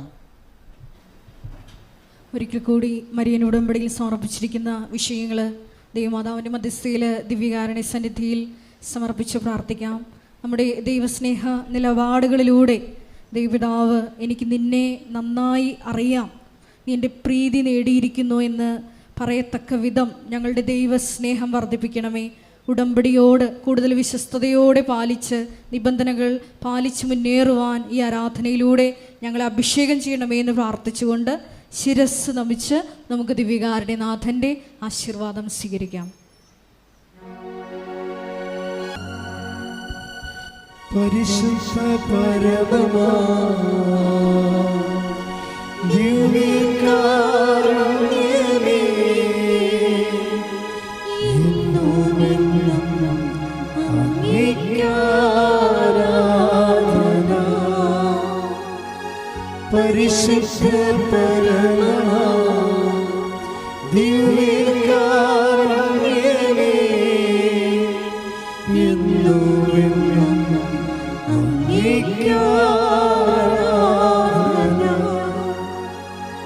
പരിശുദ്ധ പരമമാ ദിവ്യകാരുണ്യമേ, എന്നുമെന്നും അങ്ങേക്കാരാധന. അമ്മയ്ക്കൊരു ഭവനം, എൻ്റെ സ്വന്തം പ്രാർത്ഥന എന്ന പ്രോജക്റ്റുകൾ, അതിൻ്റെ ഭൗതിക സാഹചര്യം ക്രമീകരിക്കുന്ന അതിലേക്കാണ് സഹായം ആവശ്യപ്പെടുന്നത്. അത് ഓഫീസുമായി ബന്ധപ്പെടേണ്ടതാണ്. തുടരുന്ന 47 69 68 15. കഴിഞ്ഞ ദിവസങ്ങളൊരു രസമുണ്ടായി. ഞാൻ എറണാകുളത്ത് റവന്യൂ ടവറിൻ്റെ താഴെ ഒരു ബുക്ക് സ്റ്റോളിൽ ചെന്നു. അവിടെ ചെന്ന് പറഞ്ഞ് അച്ഛൻ്റെ പേരിൽ കഴിഞ്ഞ ആഴ്ച കാശ് ഞങ്ങൾ കൊടുത്തതേ ഉള്ളതെന്ന് പറഞ്ഞു. അപ്പോൾ ഞാനും കാശ് വാങ്ങിക്കാൻ ചെന്ന പോലെയാണ് അവർ പറയണത്. അച്ഛൻ്റെ പേരിൽ കഴിഞ്ഞ ആഴ്ച ഞാൻ കാശ് കൊടുത്തു. ഞാൻ പറഞ്ഞു എന്ത് പേരിൽ? കൃപാസനത്തിൻ്റെ പേരിൽ. അപ്പോൾ ഗവൺമെൻറ് പുസ്തക സ്റ്റോളാണതേ. അവിടെ വരെ പോയി അന്നദാനമെന്നും പറഞ്ഞ് കാശ് വാങ്ങിച്ചിരിക്കുന്ന ആൾക്കാർ എന്തൊരു കള്ളന്മാരാ. നമ്മളിങ്ങനെ ഒരു വിഷയത്തിനുമില്ല കേട്ടോ. അച്ഛൻ്റെ പേരും ഫോട്ടോയും കാണിച്ച് പുതിയ അക്കൗണ്ട് തുടങ്ങിയിട്ടൊക്കെ ആൾക്കാർ കാശ് വാങ്ങിക്കുന്നുണ്ട്. കൊടുക്കുന്നവരും മണ്ടന്മാരും പൊട്ടികളും ആകെ ഉള്ളത്. മാതാവും കൃപാസനമായിട്ട് അതിന് യാതൊരു ബന്ധവുമില്ല. ഇവിടെ എന്തെങ്കിലും ഉണ്ടെങ്കിൽ ഇവിടെ നിന്ന് വിളിച്ച് പറയും. നിങ്ങളുടെ ആവശ്യത്തിന് നിങ്ങൾക്ക് താമസിക്കാനുള്ള കെട്ടിടമാണ് ഇപ്പോൾ ചെയ്യണത്. അല്ല, കൃപാസനത്തിൻ്റെ കെട്ടിടം എന്ന് പറയുന്നത് പൊതുജനങ്ങൾക്ക് വേണ്ടിയുള്ള തീർത്ഥാടന കേന്ദ്രത്തിനാണ് ഇപ്പോഴേ ഈ അമ്മയ്ക്കൊരു ഭവനം, എൻ്റെ സ്വന്തം പ്രാർത്ഥനാ മുറി എന്ന് പറയണത്. സ്വാഭാവികമായിട്ട് പൊതുജനങ്ങളുടെ കാര്യങ്ങൾ പൊതുജനങ്ങളുടെ സഹായത്തോട് ചെയ്യേണ്ടതാണ് സ്വാഭാവികമായിട്ട്. ഇപ്പം ഞങ്ങൾക്ക് വേണമെങ്കിൽ നിങ്ങൾക്കറിയാവില്ല, ഇന്ന് ഞായറാഴ്ചയാണ്, സ്വസ്ഥക്കാഴ്ച പോലും എടുത്തിട്ടില്ല, കുർബാനയ്ക്ക് സ്വസ്ഥക്കാഴ്ച എടുക്കണില്ല. ലോകത്തിൽ ഏത് ഞായറാഴ്ചയും എടുക്കും, ലോകത്ത് അതുപോലും എടുക്കത്തില്ല, കുർബാന പണം സ്വീകരിക്കത്തില്ല. അങ്ങനെ ഒരു പരിപാടികളും നമുക്ക് കൃപാസനത്തിന് ഇല്ല. പിന്നെ നിങ്ങൾ വാങ്ങിക്കുന്ന നേർച്ച വസ്തുക്കൾക്ക് സ്വാഭാവികമായിട്ട് ഞങ്ങൾ ഓഫീസിൽ നിന്ന് കൊടുക്കുന്നത് പർച്ചേസ് ചെയ്തിരിക്കണ കാരണം അതിൻ്റെ എമൗണ്ട് നിങ്ങൾ ഓഫീസിൽ ഏൽപ്പിക്കേണ്ടി വരും. അത് പത്രമായാലും തിരിയായാലും അത് നമ്മൾ പുറത്തുനിന്ന് വാങ്ങിക്കുന്ന വിഷയമാണ്, അല്ല ഇവിടെ ഉണ്ടാക്കണമെന്നല്ല. അപ്പം അതാണ് എൻ്റെ ഒരു രീതി എന്ന് പറയണത്, ശ്രദ്ധിച്ചാൽ മതി. പിന്നെ പറയാനുള്ള അറിയിപ്പുകൾ, പെസഹ വ്യാഴാഴ്ച, ദുഃഖ വെള്ളിയാഴ്ച ഉടമ്പടി ഉണ്ടായിരിക്കുന്നതല്ല. ഈസ്റ്റർ ഞായറാഴ്ച ഉടമ്പടി ഉണ്ടായിരിക്കുന്നതല്ല. ദുഃഖ ശനിയാഴ്ച ഉടമ്പടി ഉണ്ടായിരിക്കും 10 മണിക്ക്. 10 മണിക്ക് മുമ്പ് എത്തണം. അത് ഒരു ഉടമ്പടിയേ ഉണ്ടാകത്തുള്ളൂ. 400 പേർക്ക് ഒരു ബാച്ച് ഉണ്ടാവും. അത് വിദേശത്തു നിന്നൊക്കെ വന്നിട്ട് ഞായറാഴ്ച ഈസ്റ്ററും കൂടിയിട്ട് പോകാനുള്ള ആൾക്കാരില്ലേ, അവരാണ് അങ്ങനെ കഴിഞ്ഞ പോലെയൊക്കെ വന്നുകൊണ്ടിരുന്നത്. ഇപ്പം 400 പേരുടെ സീറ്റുണ്ട്, ഒറ്റ ഉടമ്പടി. അത് 10 മണിക്ക് മുമ്പ് എത്തണം ആൾ. ദുഃഖ ശനിയാഴ്ചത്തെ കാര്യം മാത്രമാണ്. അപ്പോൾ അത് ശ്രദ്ധിക്കുക. പക്ഷേ കൃപാസനം തുറന്നിട്ടുണ്ടാകും, ആർക്ക് വേണമെങ്കിലും വന്ന് പ്രാർത്ഥിച്ചിട്ട് പോകാം, ഒരു കുഴപ്പമില്ല.